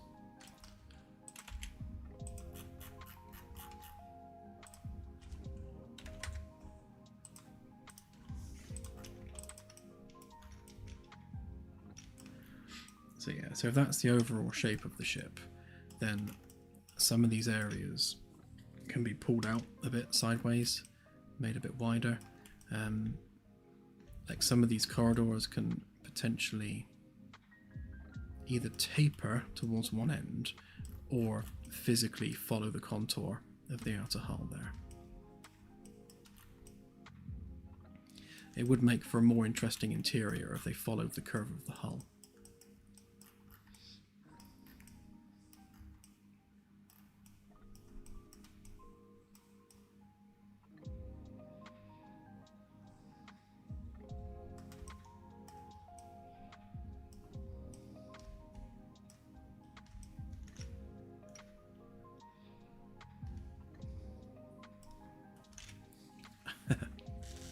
One day, you never know.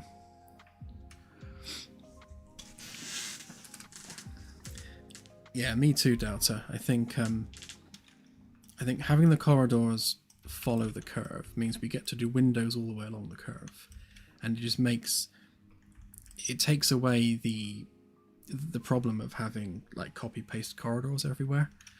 I like when I'm exploring a ship, I like to be able to know where I am based on just looking at my surroundings. And if the corridor I'm in looks like just another copy paste corridor, like you can't get your bearings as to where you are on the ship.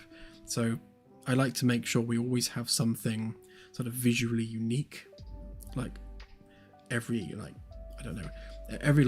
50 yards or something, have something that's really unique to that location, so you can go, right, I'm here, and we'll have that all over the place, so that visual wayfinding becomes relatively straightforward.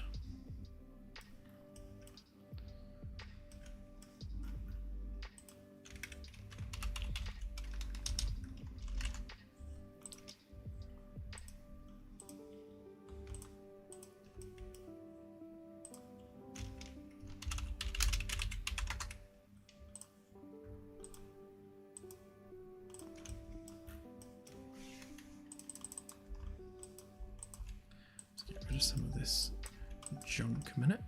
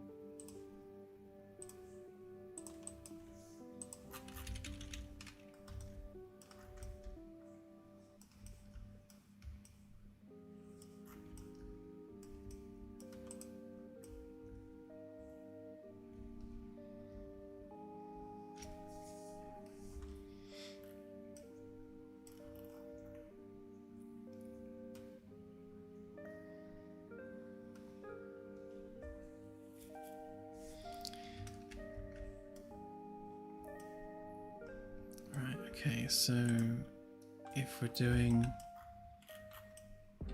fuel and coolant under there, it means we can bring that up through the floor for there. It also means we need a way down there.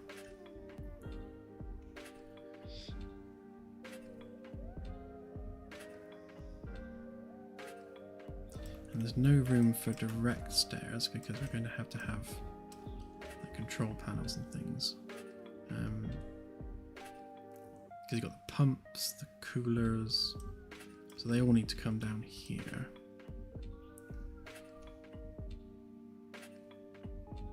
Yeah, so there's no room for stairs in this room. So any potential stairs would have to be there, unless...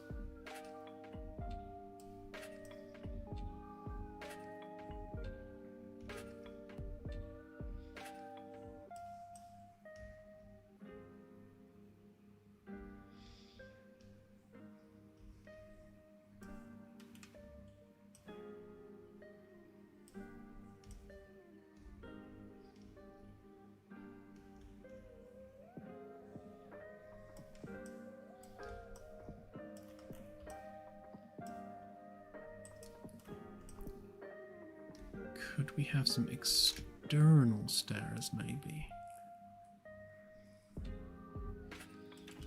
Because we're going to... maybe.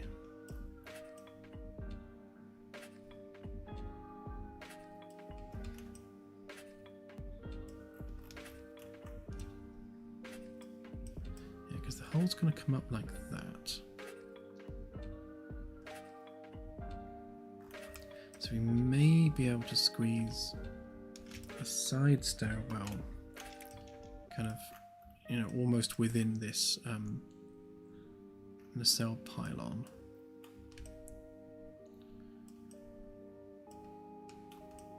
Which means we then have engineering access through to these rooms here.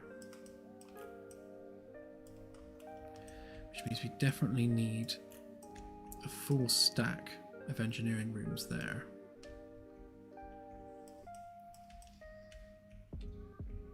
So if that can be a staircase then, so we can potentially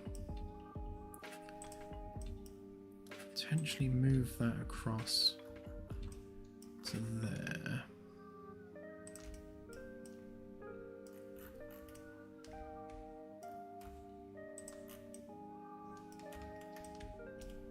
Which means that room can breathe a little bit. So we can pull that out slightly to there. Which gives us more room for our stairwell.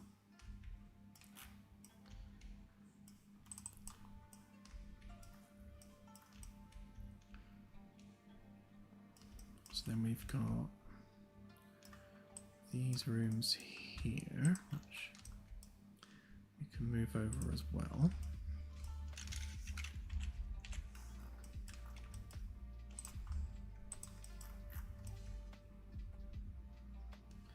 Yeah, so they can move to there.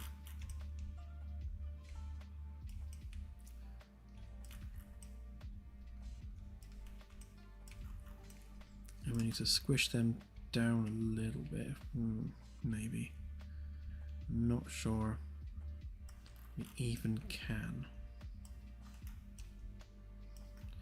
Well, unless we do away with our side shelves, we could always have wall shelves instead.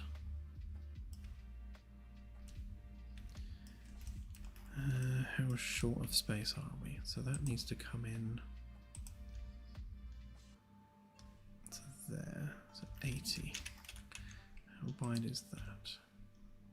50. So we can. Yeah, I think we can just about squeeze it in if we bring that in slightly.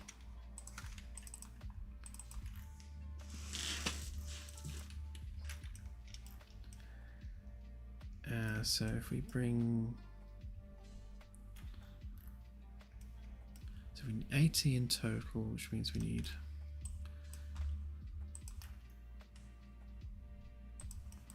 so 20 that side,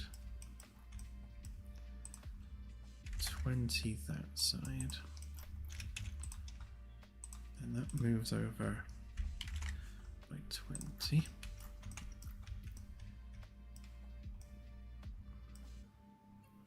And all of that, move over by 40. Does that give us the gap we need? So we can then move that over by 80. Does that line us up? It does, it lines us up perfectly.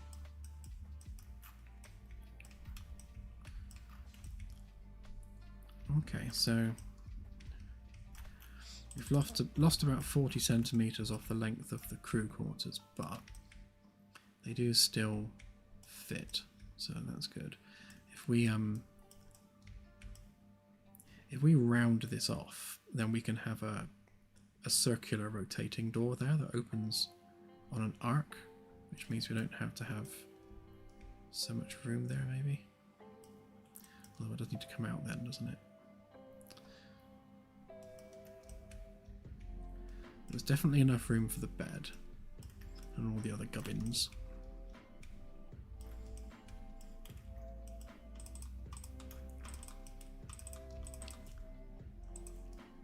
Should recenter the door.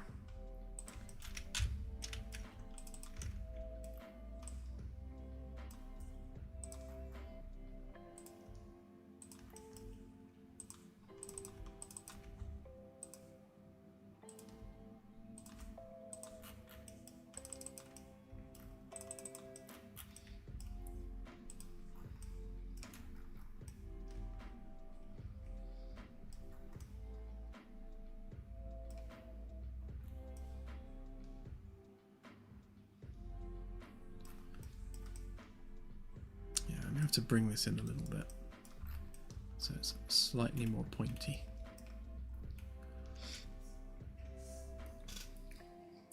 Good night, Scorpio. Have a good one.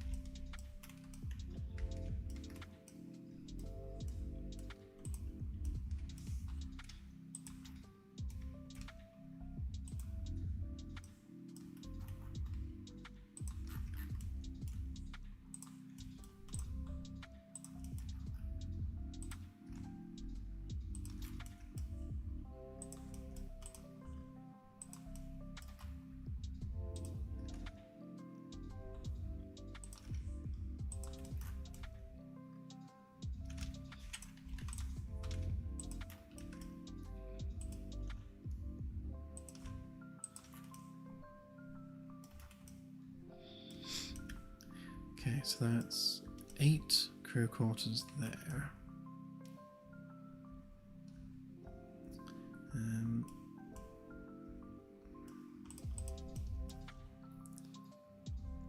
that would go in there.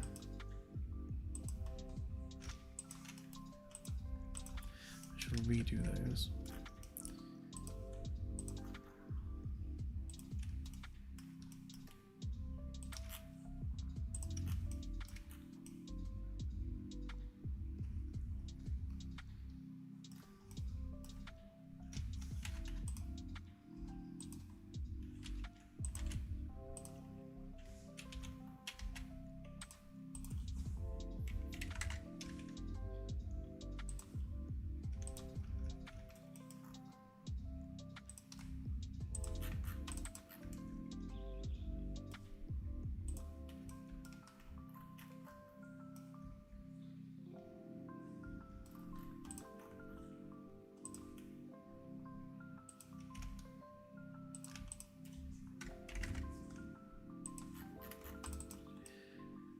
so that gives us something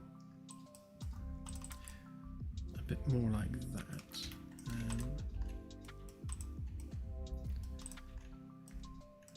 Let's get rid of these ones a minute. Sort them out with proper rooms. So that was the old one.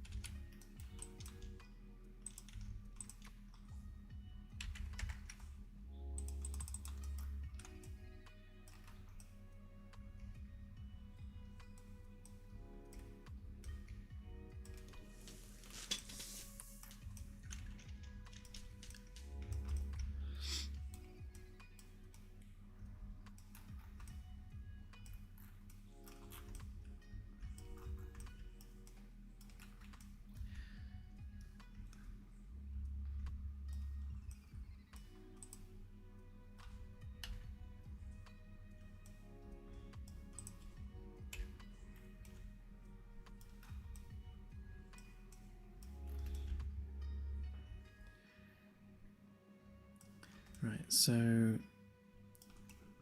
I want to get a feel for kind of what it's like to walk about and navigate the space that we've got so far. So I just need to start cutting some of these holes through for the doors. But I might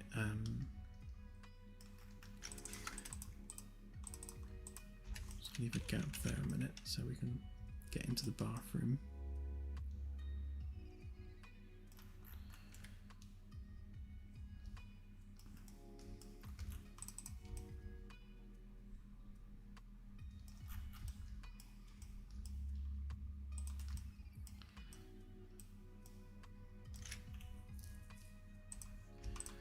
Let's make sure these are all the right level.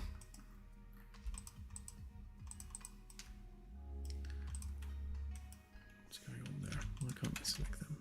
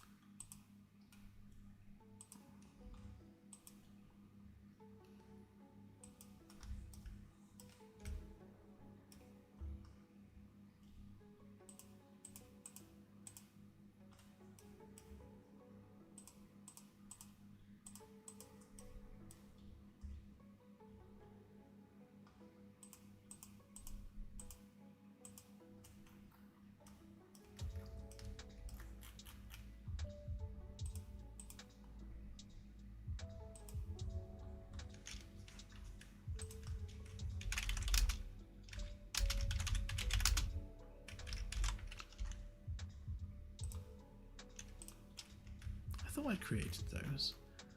Why are they not here?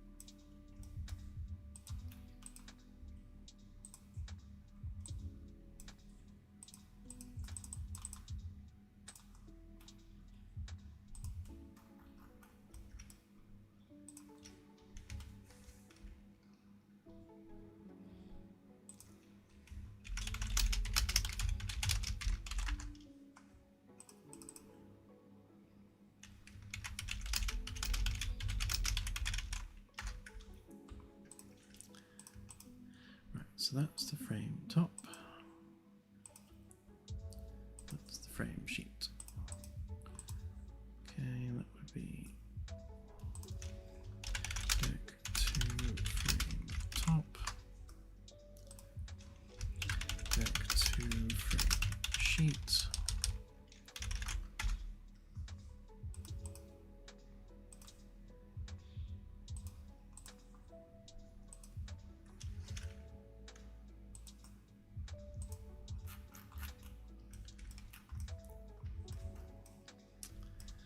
So, which one are you?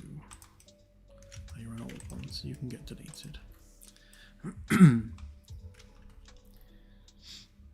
so deck 5 is that. So then we got 4, 3, 2, and 1. Just that right now. Okay.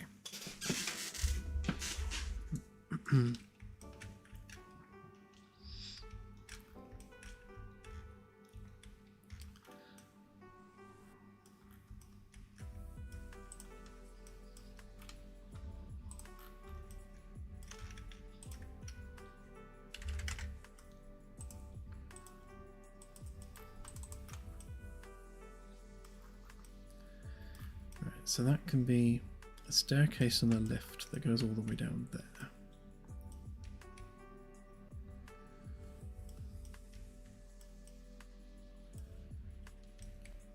Plus we've got our crew passage through there.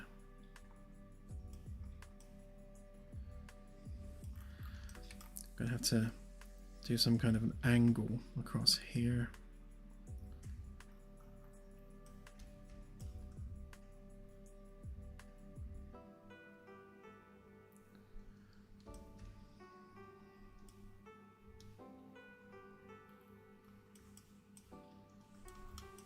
It might have to be that we do a bit of a stepped approach, but we'll see how that looks once we do the curve for the outer hull.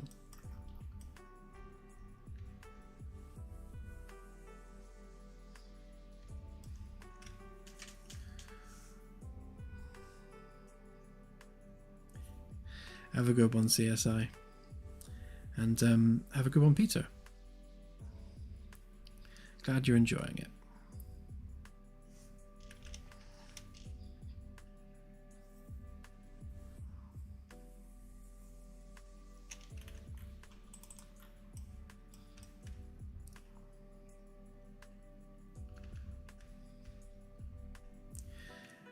Yeah, definitely Delta. It's going to have a pointy nose for sure.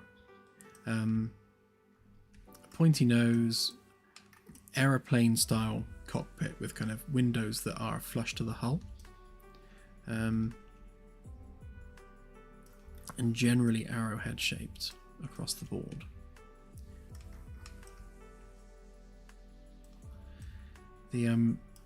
The presence of the crew quarters kind of forces the width of the whole thing. I am actually wondering whether or not I move those together and have the loungy thing more at the front, so that we can taper that in a bit more, maybe.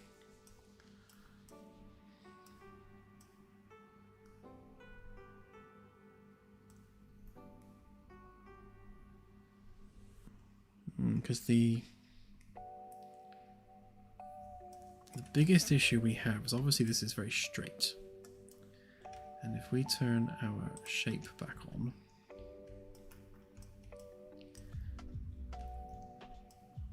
we kind of need it to not be. I mean, that doesn't need to necessarily be that wide, so we can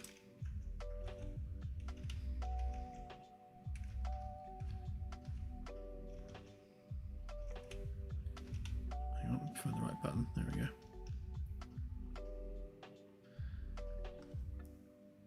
So that would be 20% smaller, which is still kind of, it's still within the confines of of what's on the inside.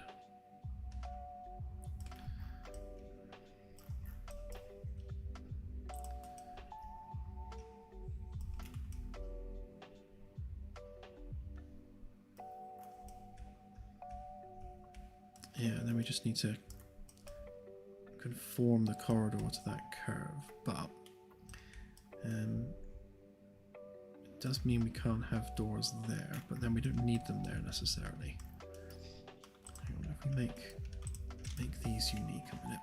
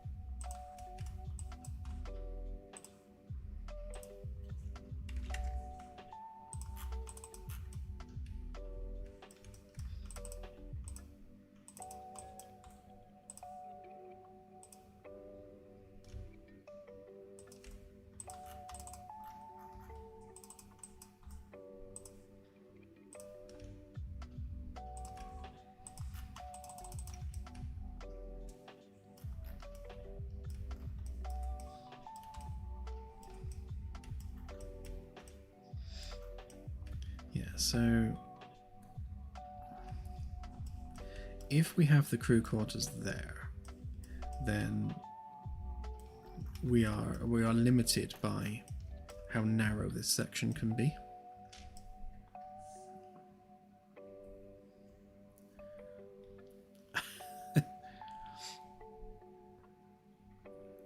Yeah, keep up.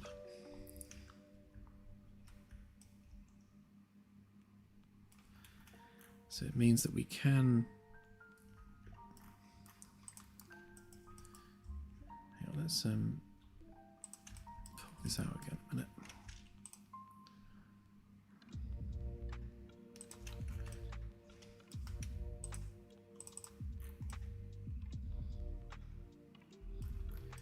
Yeah, so it would have to be definitely no narrower than that.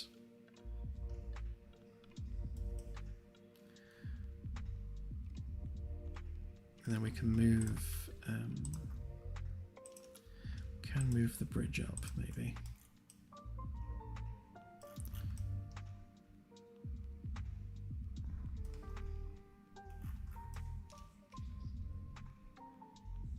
Probably makes more sense to have the bridge more towards the top. Now we can have a nice big circular window that goes all the way around, and maybe just one above too. And then we can have something else underneath, maybe even some gun turrets under there, because we haven't made provision for weapons rooms or anything yet.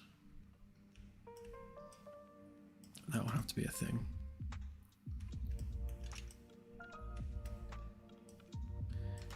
So we've got stairs there. Obviously we need bridge access there. Although we can always have a door either side with some side access into the bridge. Because if we've got a spare hull around here, we can always, well, I suppose we can just do this. I suppose that works, doesn't it? Something like that.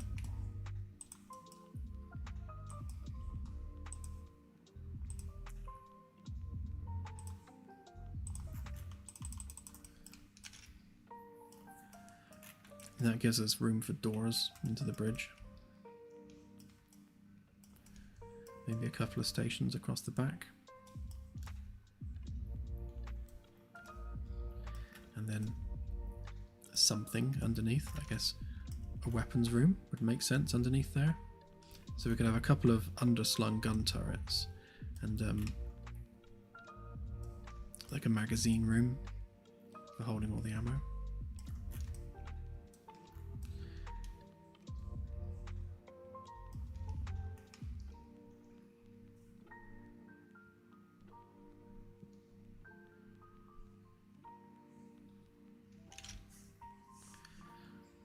Yeah, I mean, the bridge really can go either end. I mean, to be honest with you, I I do prefer the idea of the bridge being kind of in the middle for one simple reason, and that is we can have downward facing windows.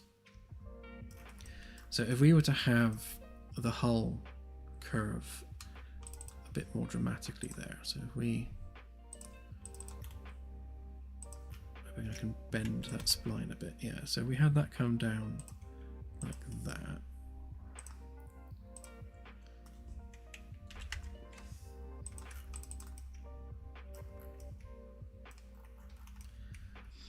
And then as well as the up and over windows around the top, we could also have a couple of downward looking windows where the helm is.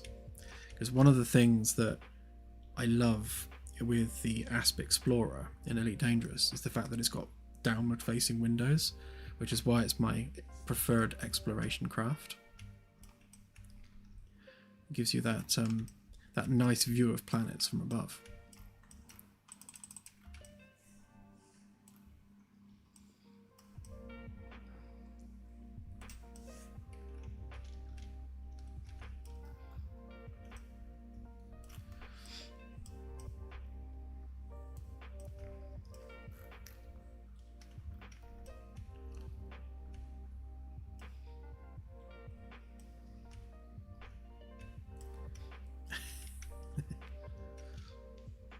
I think I just threw up in my mouth a little bit.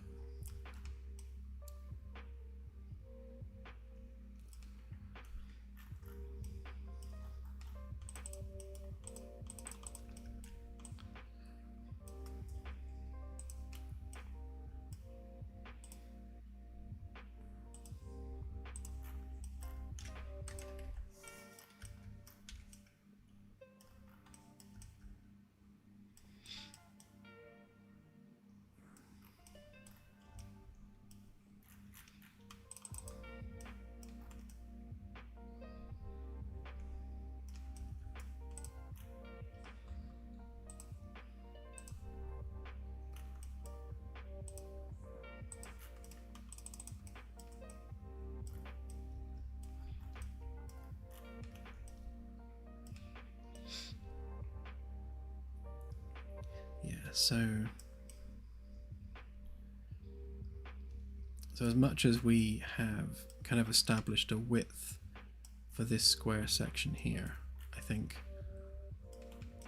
we need to abandon that as an idea for the rest of the ship, because each segment's going to be increasingly wider.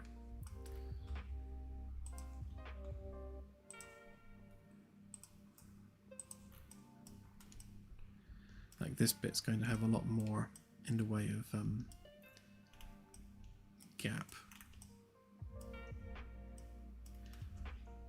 Now it does mean that we can make these particular crew quarters ever so slightly bigger. I'm sure the owners of those quarters would be appreciative of that.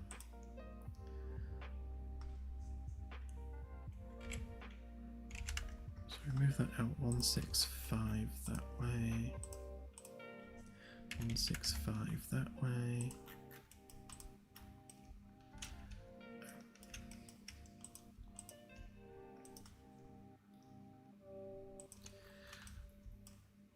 Forgot they were components. So 165, 165.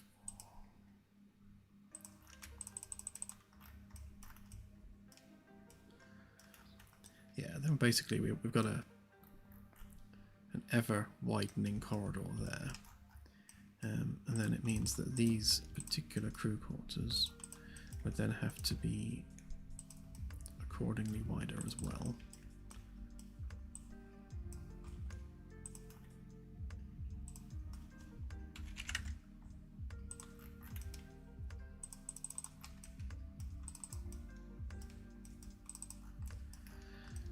I mean, they're not hugely bigger. It's only an extra 1.5 meters, but I guess it's nice if you've got the space.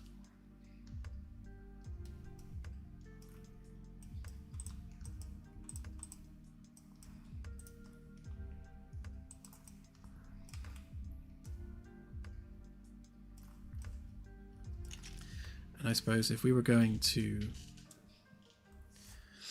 really conform to the contours of the hull,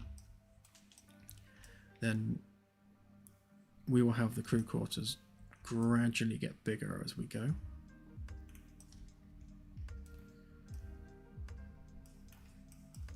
You can put junior officers in the smallest ones, and then have the captain and XO across these two ones at the back, maybe.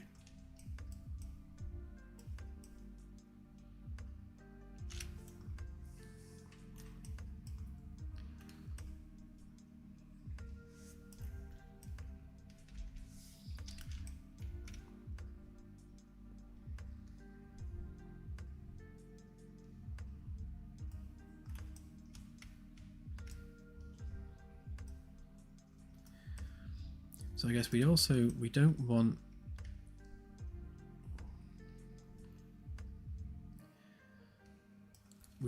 the top section to be as thick as this section either. So because we want it to be obviously wider and thinner at the edges and come up more of a slope.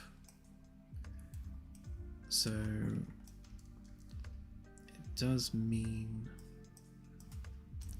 well, I guess if this is the upper stairwell, then we don't need side corridors necessarily.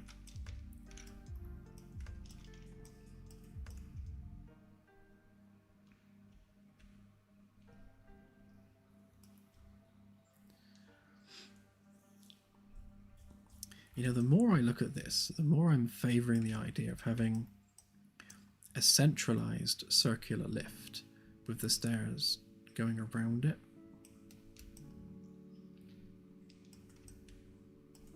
Because that gives us room along the walls then for putting doors through.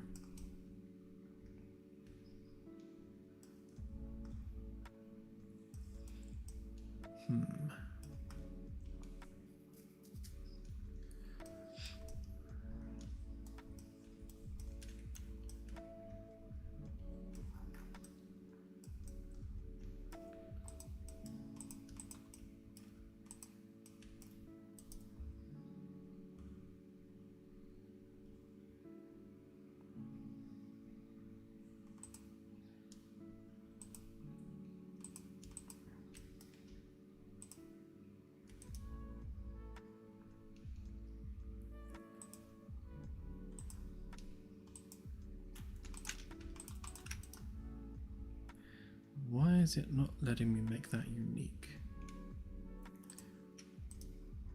Make unique. Make unique. No option to make unique. And yet they're the same component.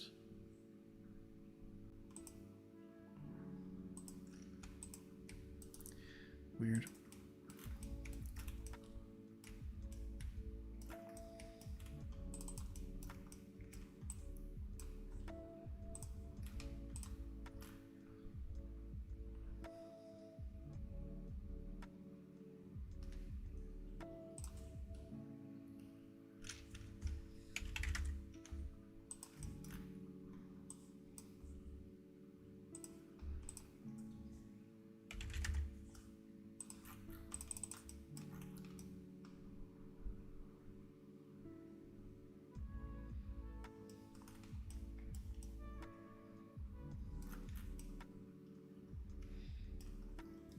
Once I've lined up all these doors and things, then I'll start chopping it up and exporting it into Unreal, and then we can have a run around and yeah, actually explore the ship on foot a little bit.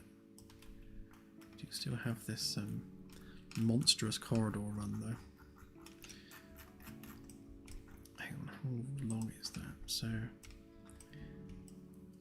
like I mentioned on the last stream, we do have to manage view distance a little bit. So from there to there, that's about 40 meters. So ideally, we don't want the player to be able to see more than half the ship's length in any one go, because it means we then need to have the props visible from that much further away, which goes against a bunch of the optimization that we're doing.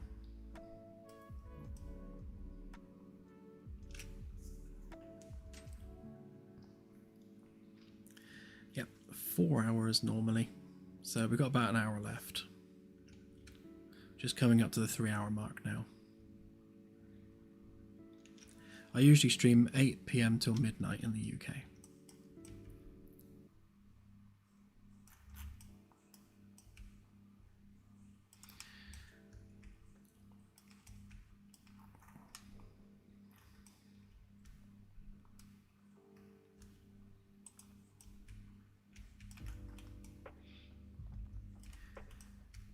Yeah, so we'll have some multi-level access into the bridge,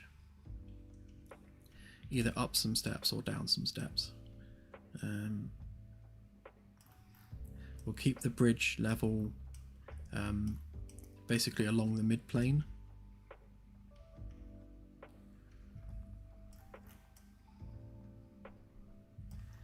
Might need to lose that lower room depending on how that curve is going underneath. Hang on, how is that curve going underneath? Oh yeah, definitely. So yeah, we can't have that room there.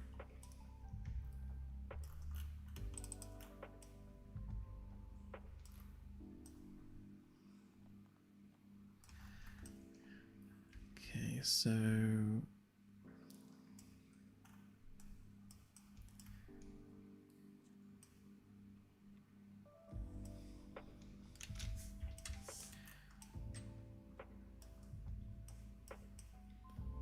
right, so that means that one's the bar and lounge, that one's the mess hall, that would have to be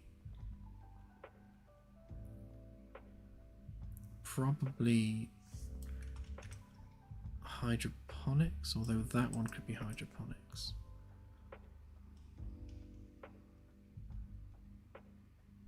To be honest, they could both be hydroponics. And then we've got crew facilities. Yeah, crew facility. Yeah, because that's the engineering stack there. So basically, nothing there backwards can be anything but engineering. So we need to fit in the hydroponics. We need to fit in just general crew stuff like a laundry and 3D printers. So we definitely need 2 rooms for that, so we can split one of these sections in half.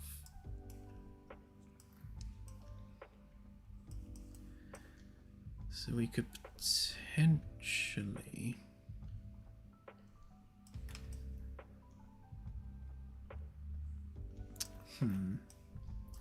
I definitely don't want to go any longer. I think this is pretty much our limit lengthwise. Otherwise it's going to get a bit silly.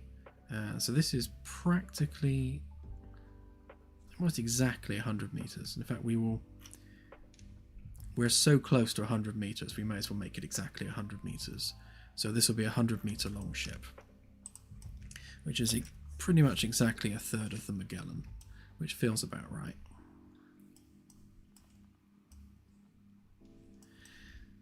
So if we're limiting the length to 100 meters, then that basically gives us our footprint for cramming things into.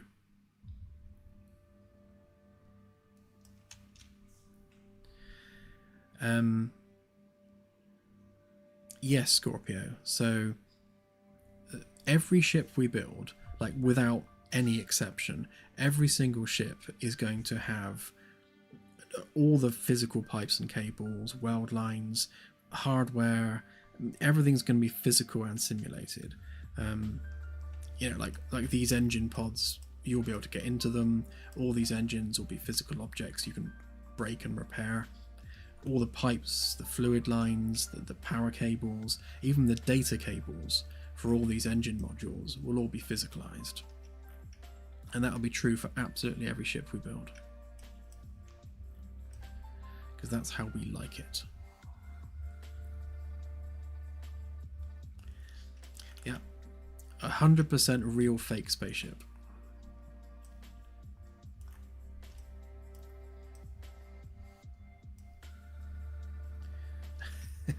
At some point, hopefully we'll have some like die-cast metal ships that we can put out, but yeah. Not sure when. At some point.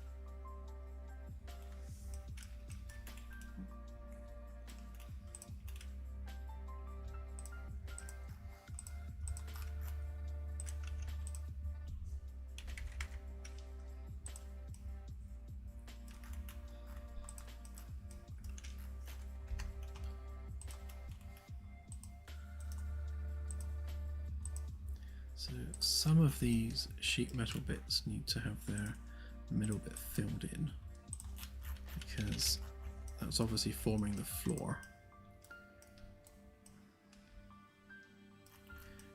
That will eventually be rounded off there. So if we do make this section here the cargo bay, then the cargo bay will basically round up and meet the back end of what will be the shuttle bay there. Which means that that space is going to be the shuttle bay, and I suppose we need to make a shuttle, don't we, just to verify that it fits.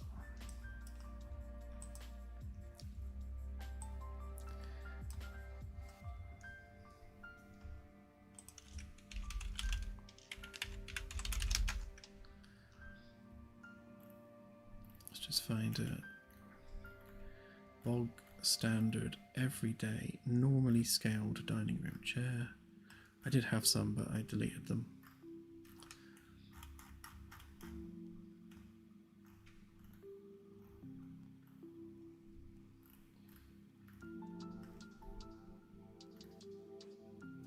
Let's not go with something crazy high poly. That'll do.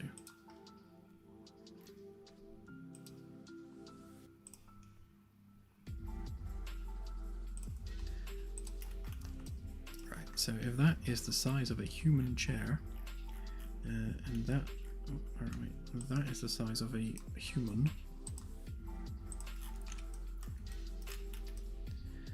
so we would want, let's just pop him behind there a minute.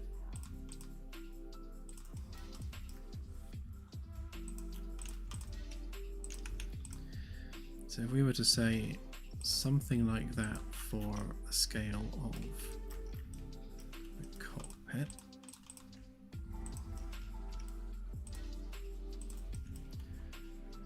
Okay, and then if we were to say something like 1, 2, 3, so that's enough room for 6 passengers.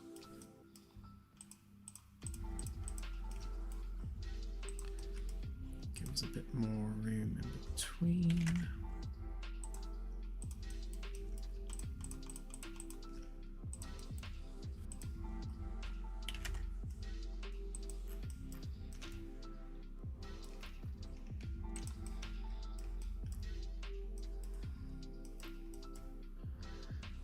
Yeah, and something kind of like that.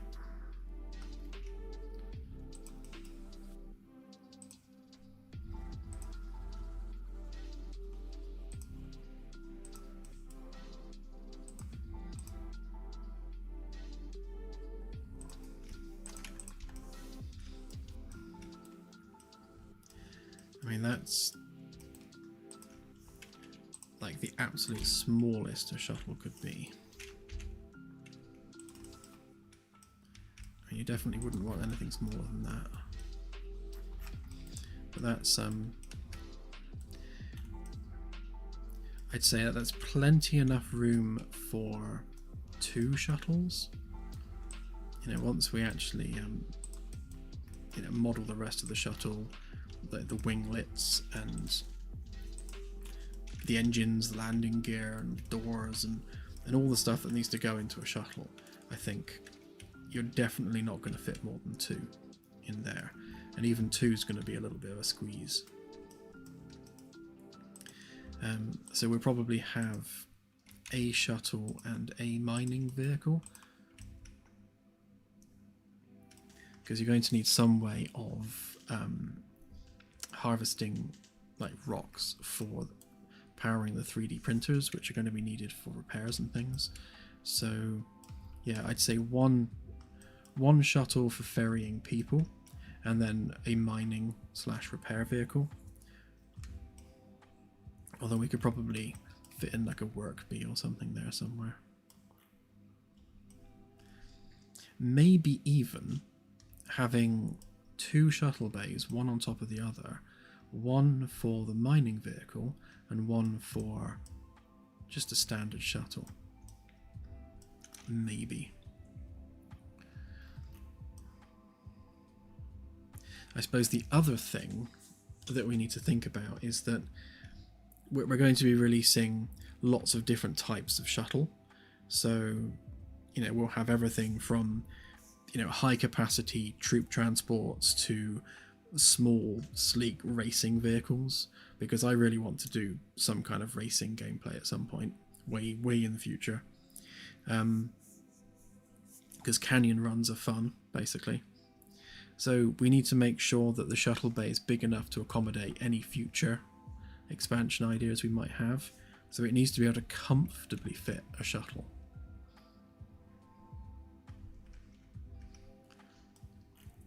But yeah, I think that's about as small as you'd want a shuttle bay to be.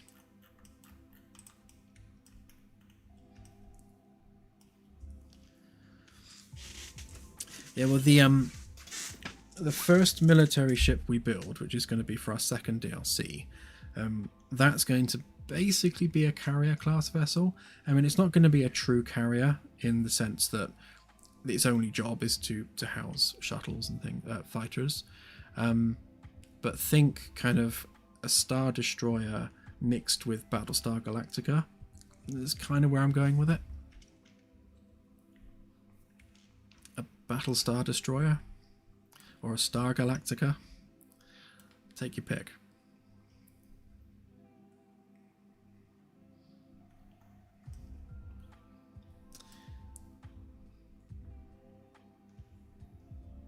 This particular one we're calling the Caravella Class. Caravella being the Italian word for caravel, and caravels being small, fast, nimble exploration ships used in the 17th century. And the mission profile for this particular ship is to go out on behalf of a private corporation and look for basically technology that can be exploited on behalf of that exploration corporation for building new and better ships, because they are a ship builder.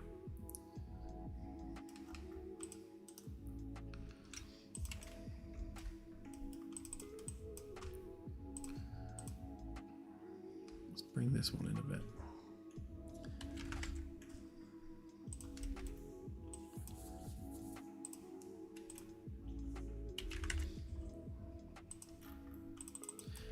It's basically a scout ship, yeah.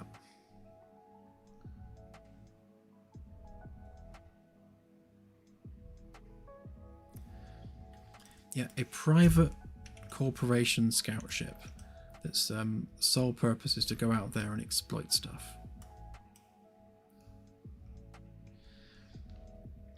I'm very conscious of the fact that the world origin is here at the moment, which is kind of irrelevant to where the ship pieces are.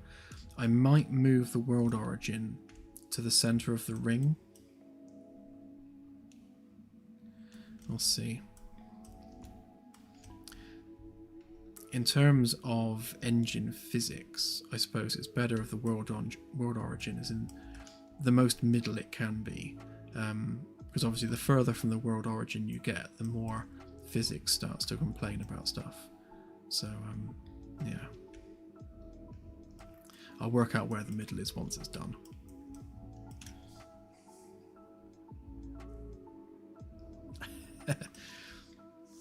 Yeah, we got a long way to go yet.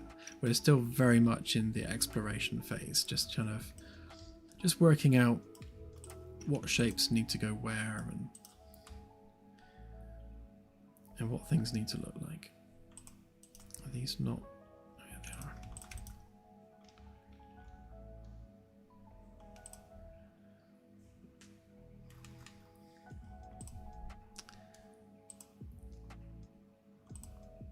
So I found my first bug with SketchUp 2025.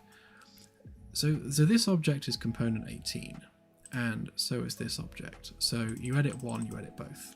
Nice and simple. However, you should be able to select them both, right click and make unique, which means that those components are separated from all the other component 18s and become their own separate component.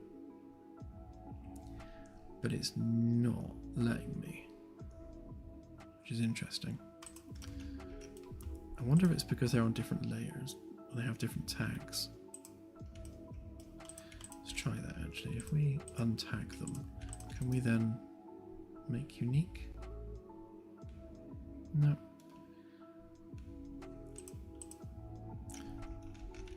Calling it a bug.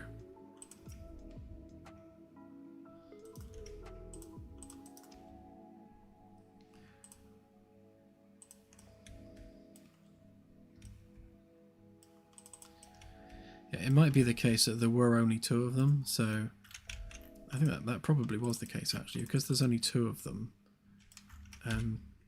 There's no point making it unique. Yeah, I think that's what it was. So it's actually not a bug, it's just me being stupid. Which is usually the case. I apologise for disparaging SketchUp unnecessarily.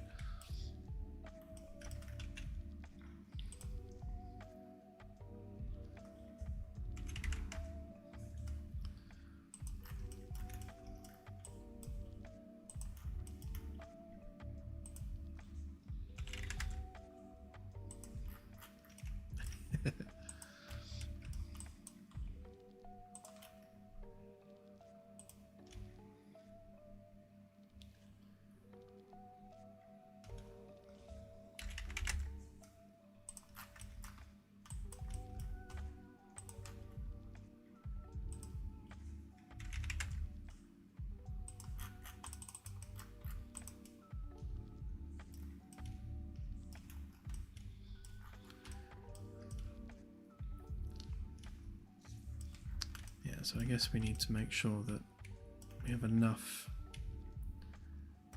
wall space on this side to fit the door frame in.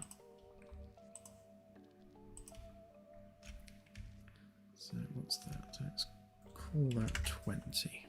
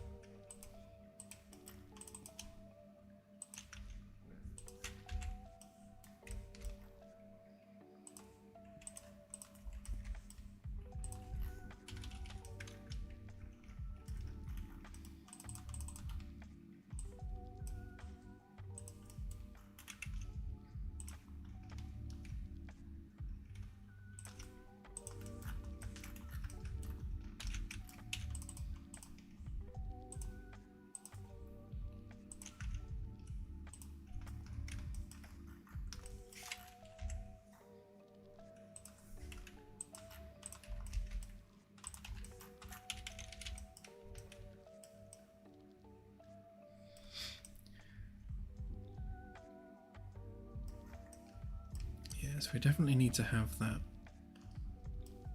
corridor hug that curve when we make the curve there. And I think we'll definitely have the crew quarters also hug that curve. So rather than having this stepped approach, we'll just have a smooth curve going down there. So that should keep that reasonably consistent. Yeah, when it comes to like the mess and everything, I think we're going to have like the galley kitchen maybe like that, with a few tables in front of it, and then obviously the bar can take up that same space on the upper section, and then we'll have like a walkway either side. That should work.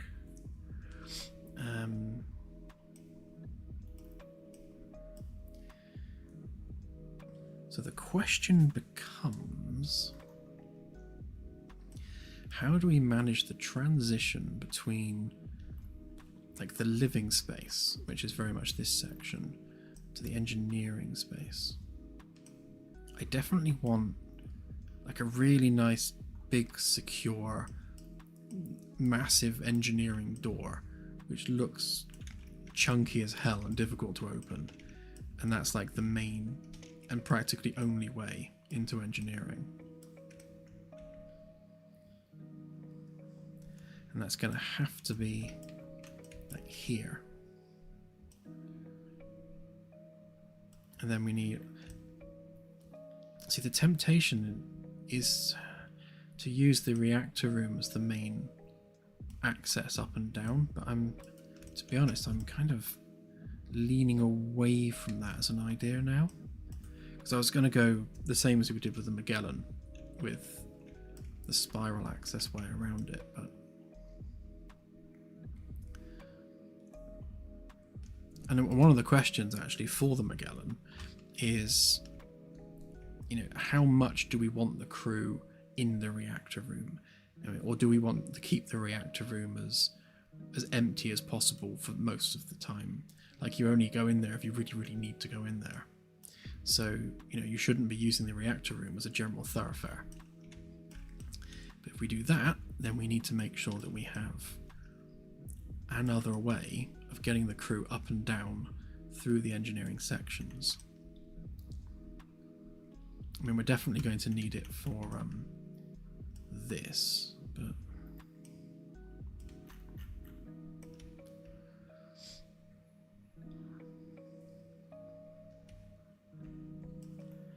yeah, because the whole profile there is going to come down, taper to a point there, like that. So we're going to have angular windows there, angular windows looking down on the underside. So that's going to be a unique feature of this ship, actually. In these corridors, the windows are going to be on the floor looking down, which is going to be quite cool. And then more typical ceiling windows here, but yeah, that's going to be really cool down there with floor windows. And we'll build those into the underslung bit of the hull.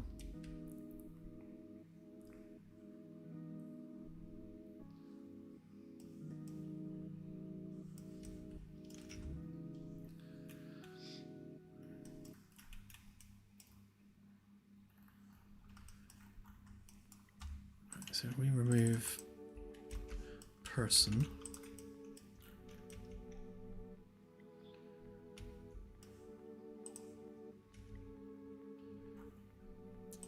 How big is that?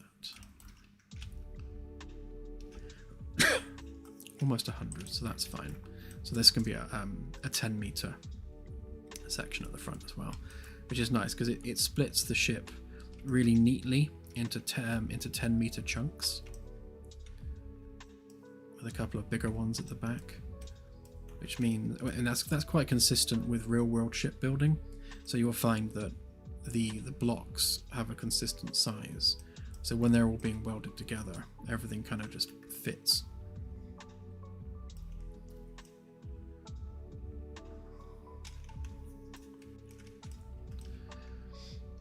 just wondering whether we can exploit the width over here to maybe double up some of the infrastructure rooms. So like where we've got, say, sick bay, for example, underneath, if we're having that underneath, then we could have sick bay on one side and like the laundrette on the other. Weird couple of things to combine together, but when space is at a premium, you kind of put things where you can.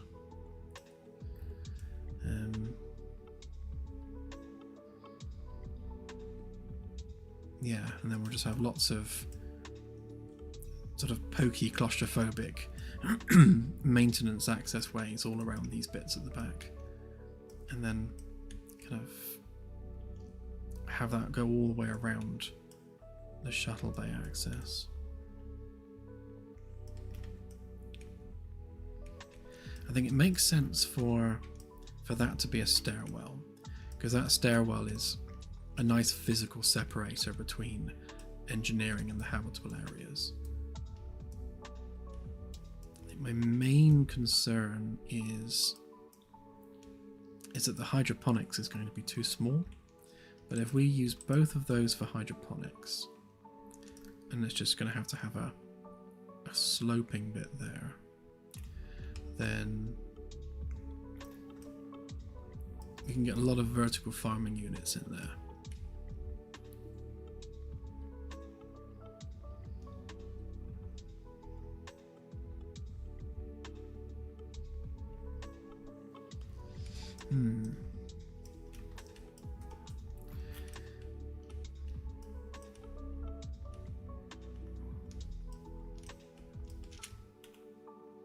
Don't think there's going to be room enough on this ship. I mean, it's going to be very small. I mean, they're going to have to be probably specialized growing units. So rather than an open plan series of vertical farming units, they're probably going to have to be more isolated to maximize the space as much as we can. I'm just thinking about how we get the raw materials out of there and into the cargo bay if it's back there, because we're going to have to go up a level across and then back down again, which is not ideal, but at the same time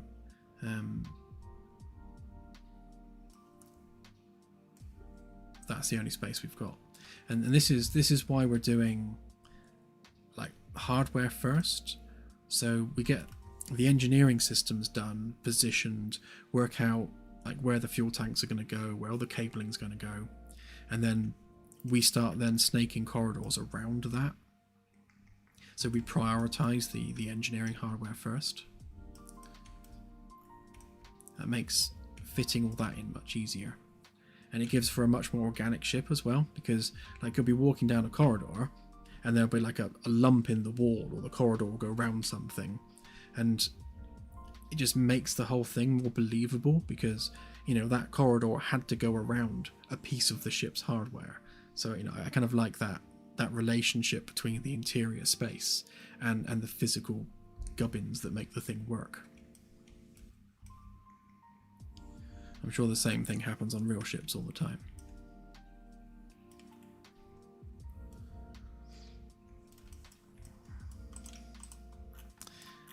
Right, so if that's aft 1, 2, 3, midsection 1, 2, 3. Ah, so that works nicely. So you've got 3 sections in the aft, you've got 3 sections midship, and 3 sections at the forward section. So it keeps it nice and balanced, which means our midpoint's kind of there. Which means the bridge, if we say that we step up into the bridge, then access to the bridge is going to be on deck 3, and then we'll have stairs coming up into it rather than coming down.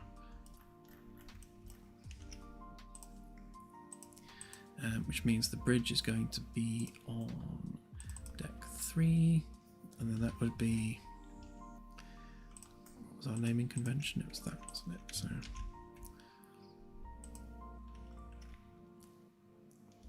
true, yeah, bridge could be a deck in its own right, but just for the section naming, it's handy to know exactly what deck we're working on.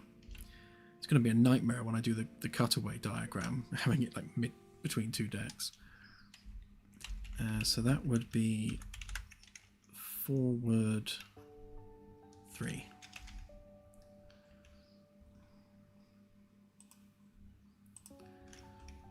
And yeah, so let's do this deck by deck.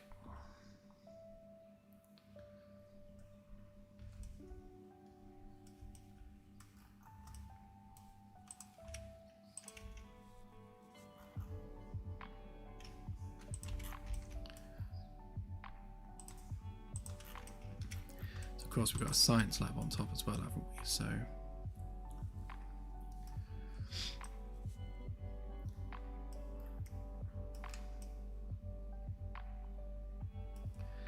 yeah, we'll see what kind of room we have there, because if we've got our slope coming down there, then the lounge slash bar area is going to be almost double height with a sloping ceiling, which means we'll have the science lab there.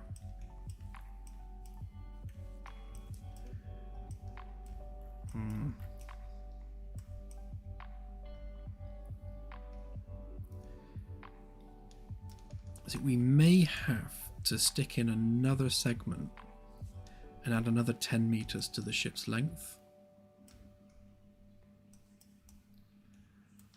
because if that's one science lab with its associated storage room, I mean, we'll find out once we build it just how much space there is, but we need at least 2 labs on the ship. So we may have to make this just that little bit longer, but we'll see. We'll see how much we can fit in.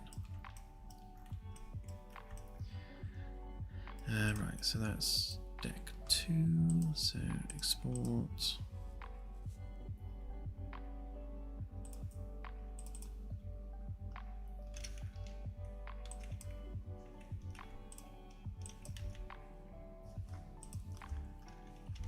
Deck 2, forward 2 framework walls.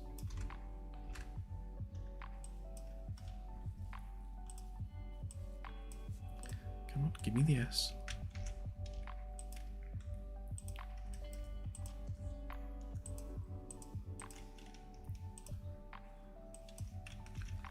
Okay, so that's forward 1 framework walls.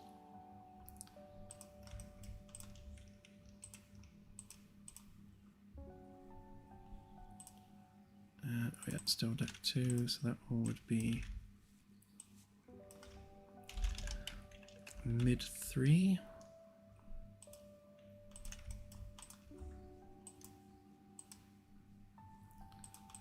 Oops.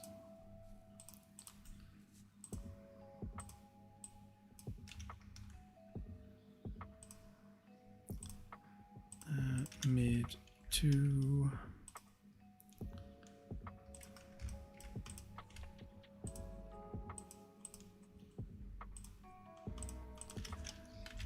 Mid 1. Right, and I'm going to have to chop up this corridor a bit actually, because that needs to align with the different section bits.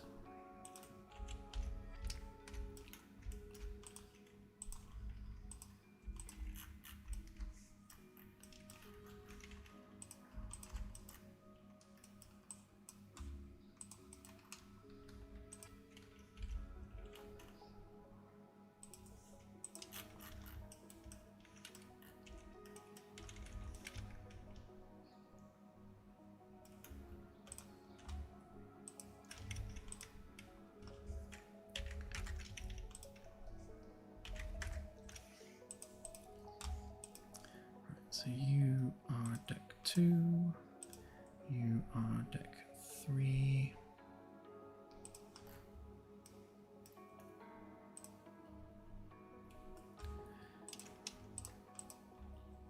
So you would be deck 2.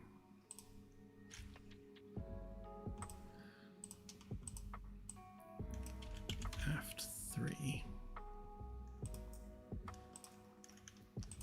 And then those combined.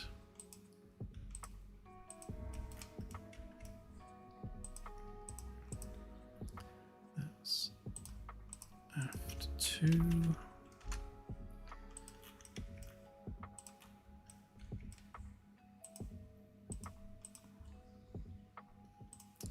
And aft 1.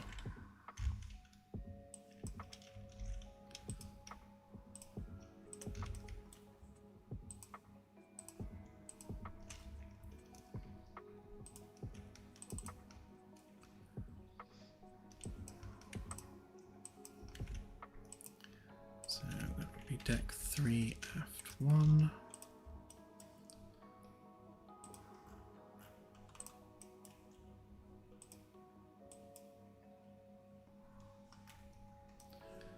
And then we want that one, that one, that one,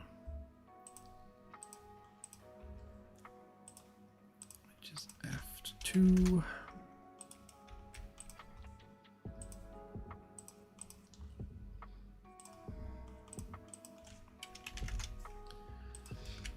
Aft 3.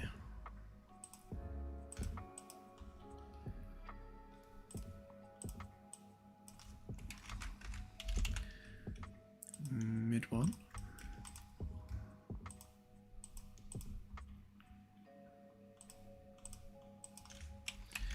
Mid 2.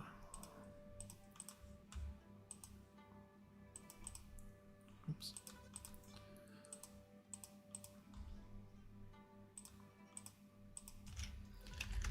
Mid 3.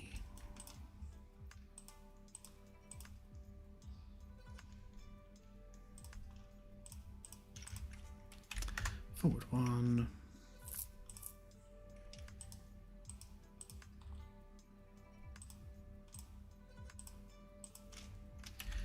Forward 2.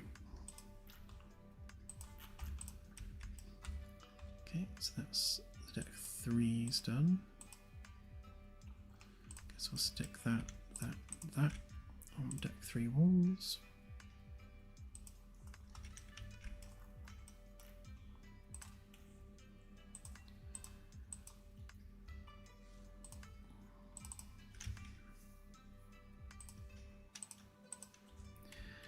So that's aft 1.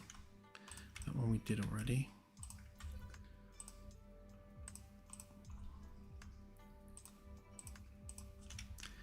Aft 3.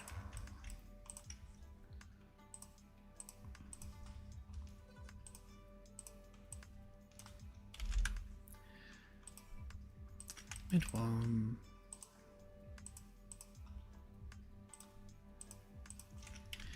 Mid 2.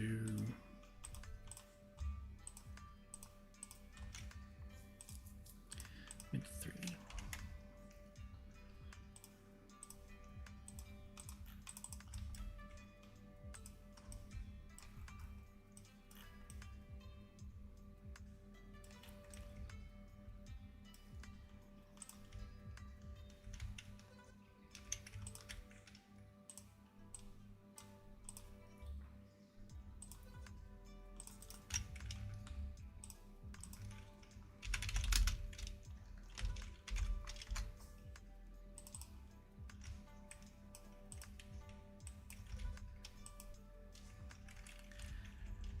So that would be aft 2 and aft 3.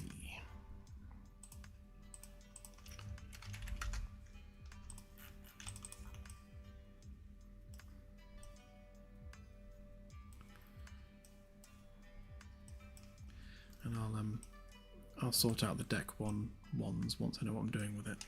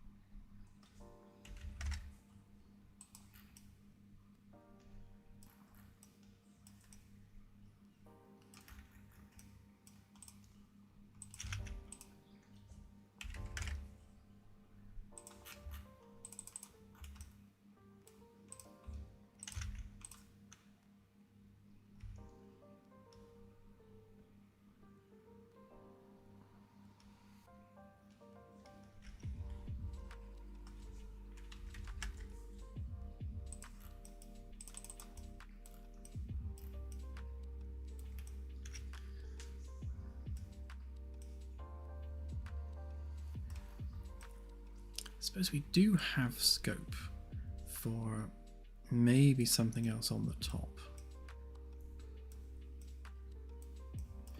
I mean, if we've got that underslung deck underneath, then we could potentially also have one up there, but it does make the ship very, very thick and chunky at that point. Kind of want to keep it squatter and wider if we can. We'll see whether we need something desperate up there.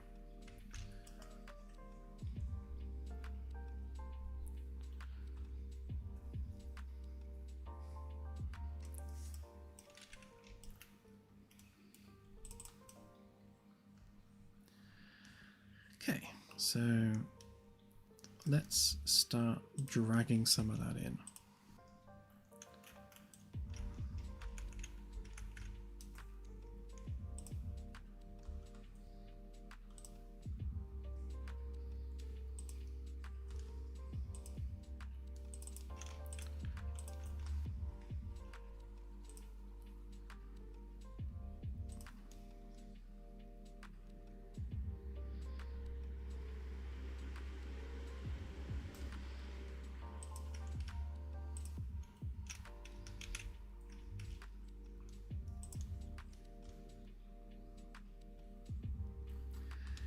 So deck 2 framework walls, go to deck 2 on there, select everything, drag it all in.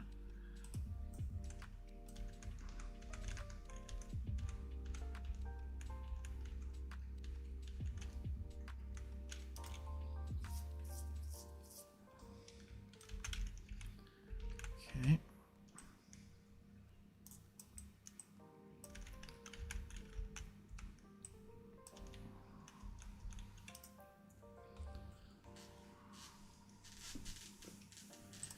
Do the same for deck 3.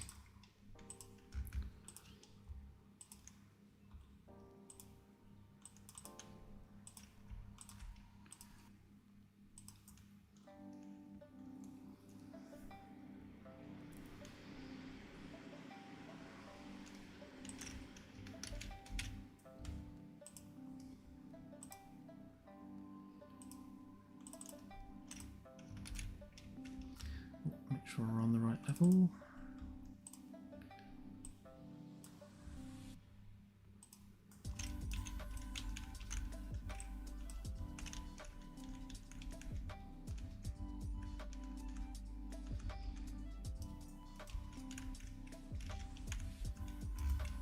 Okay.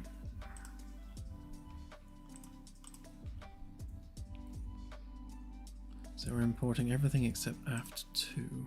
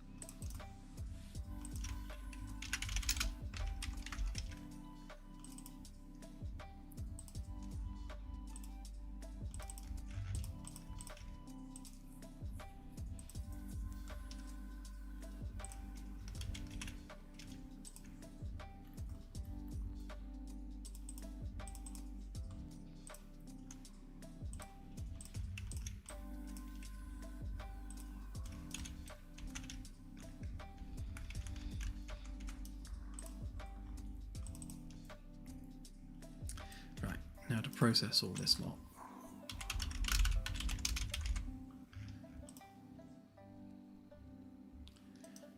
Grab a reference to that, and then we can hopefully go through all these quite quickly.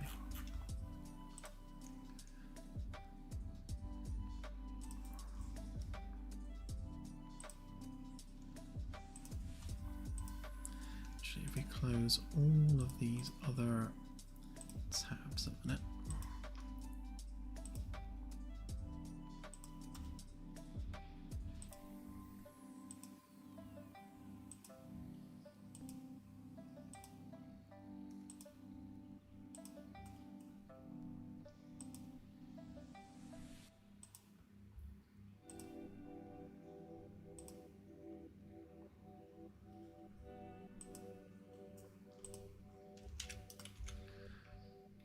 Right. Save all, because this will probably crash it.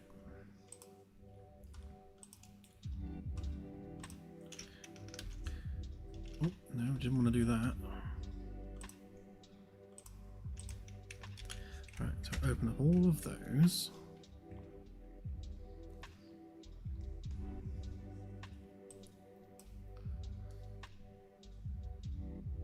Thanks, Unreal. Why did you do that?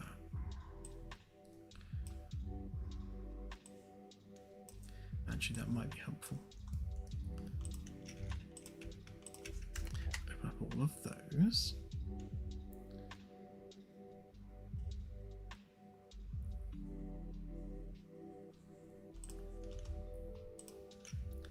Then all of those.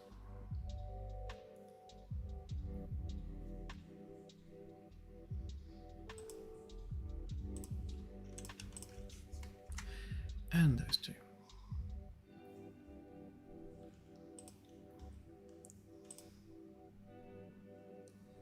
Right, so they're already done. Right, so do all the materials first.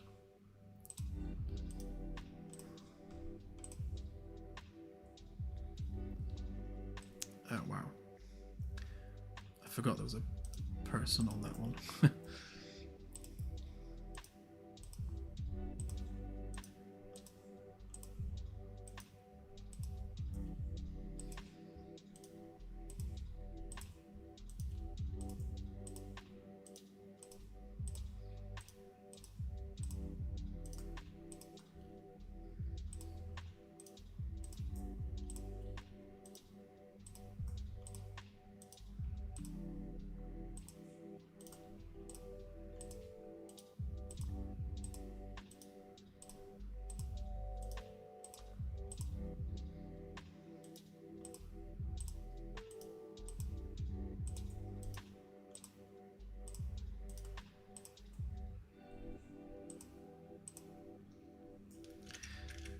Right, then I should be able to edit all of the other things. In fact, if we do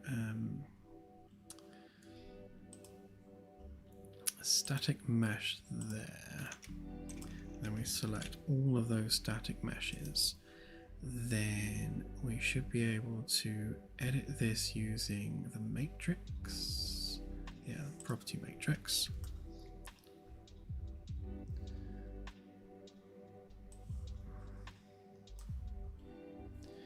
So we can set all of them.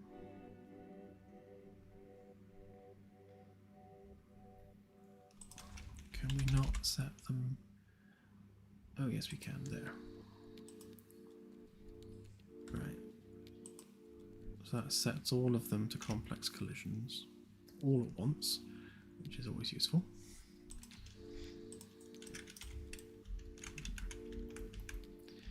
Right, and then if we take our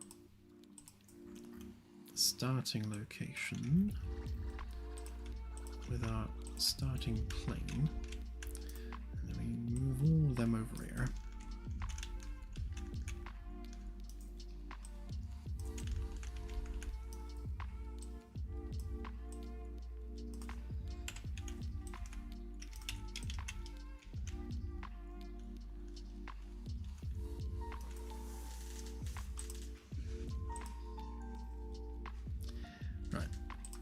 See how well this goes.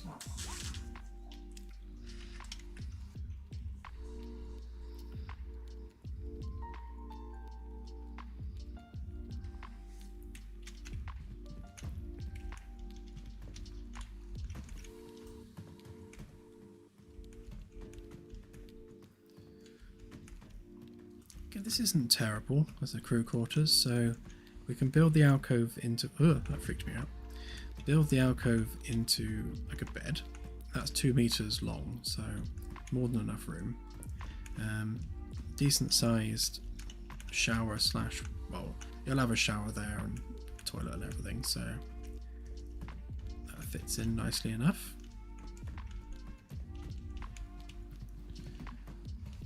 So lift there, stairs there. I'll have a look at the bridge in a sec. Yeah, so... Oh, sorry, it's my phone. Yeah, so in terms of vessel size, it's fairly compact at the front, but it's still not small. I mean, this is still quite a big ship. Even though it has a crew of only like 14 people, it's a huge vessel. But then, you know, once you start adding engines and stuff, it kind of just naturally gets that big. We definitely couldn't make these crew quarters any smaller. I think this is about as small as I'd ever want them to be.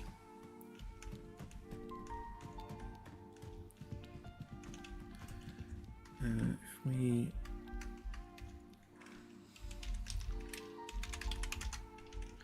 cheat our way around a minute.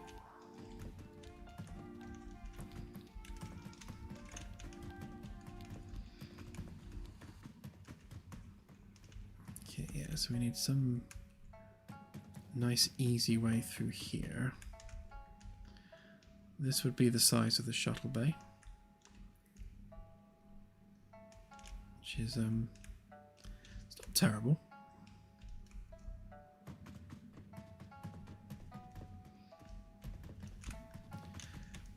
More than enough room for an access gantry up into the engine pods. We can maybe expand the ring slightly and make it not quite so skinny. Obviously that's the top of the reactor.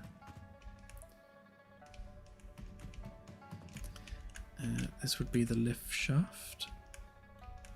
Decent size for a lift.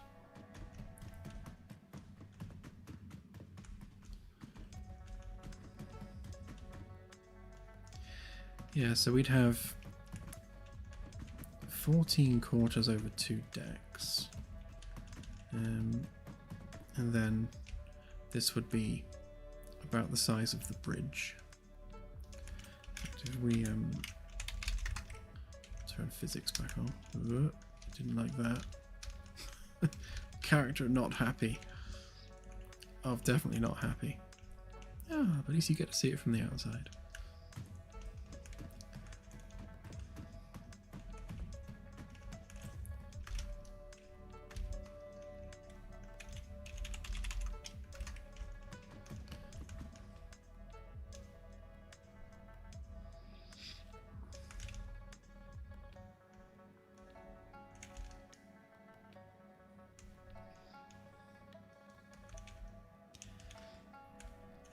What I find interesting about the building ships like this is that, you know, when you see something depicted on screen in sci-fi or a TV show or whatever, it's, you know, the ships you see are never truly properly human scale. You know, it's not until you actually start building one and you actually try and fit in the rooms and the infrastructure and everything that the ship needs that you truly realize how big some of these things need to be. I mean, we've not gone extravagant with the size of this ship. It's just, it naturally became this big based on what we're putting in it.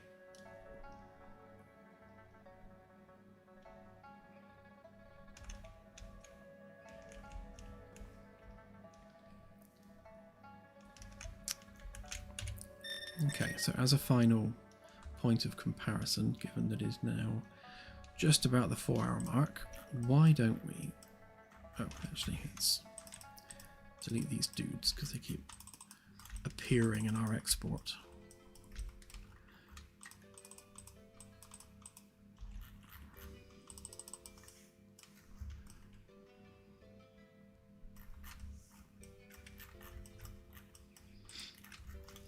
Oh, that's why the collisions weren't working. It's because this is all the wrong way.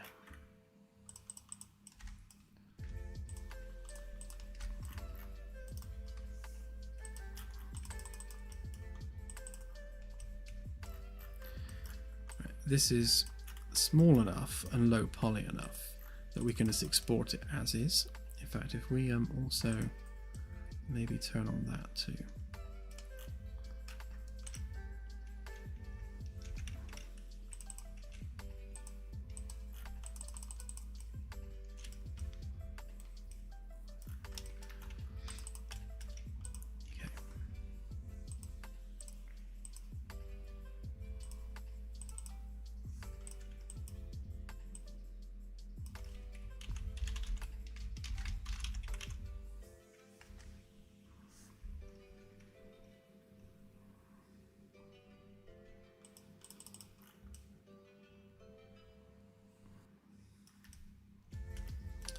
Okay, and then we'll just drag that on into here.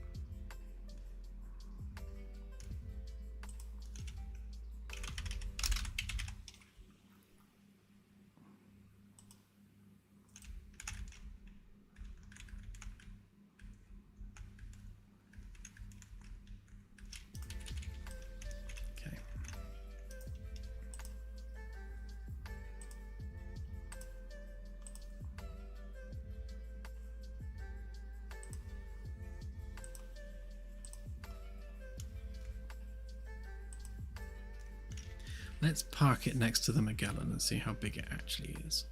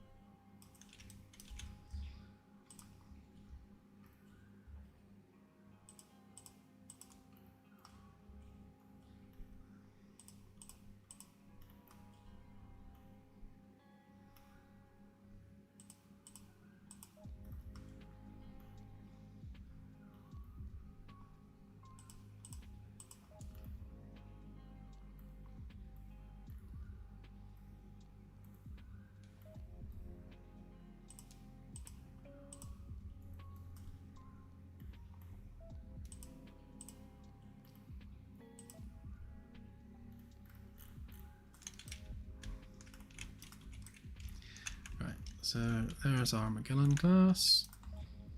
So let's drag in the Caravella.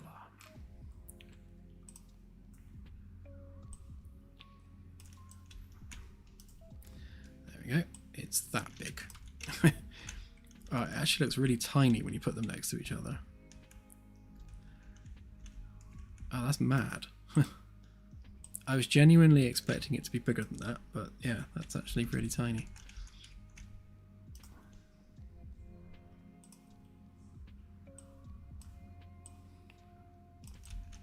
Let's get them on the same vertical plane.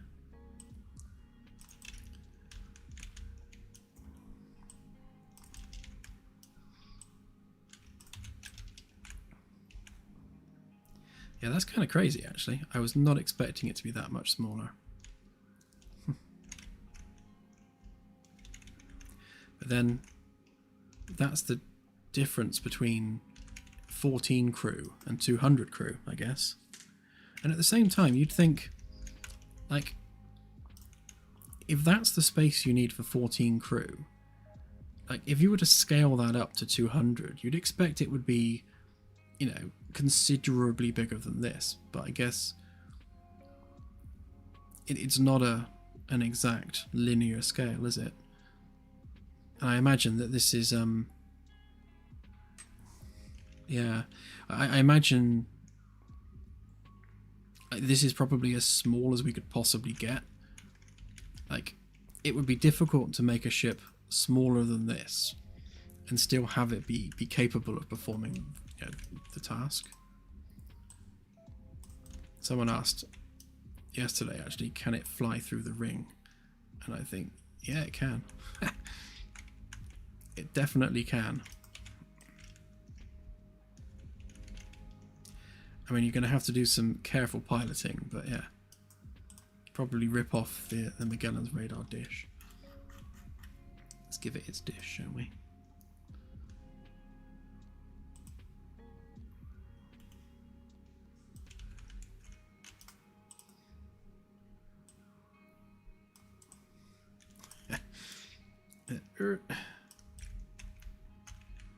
Oh wow, yeah.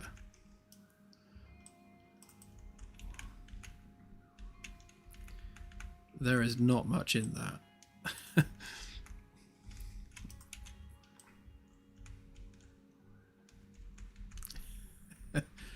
Yeah, Tom Paris could pull that off.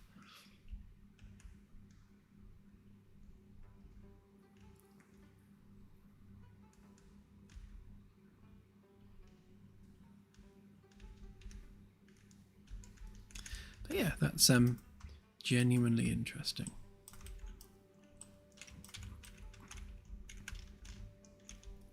Well, I shall leave it there. Let's park them next to each other. Oh, it's so diddy. So, thanks again everyone for bearing with for a 4-hour stream. We'll be doing more of this on Sunday, so part 3 of this construction will be Sunday stream. And we'll see how much further we can get in the next 4 hours. So all in, since starting with literally a blank SketchUp file, it's taken us 8 hours to get this far. So that kind of puts it into perspective.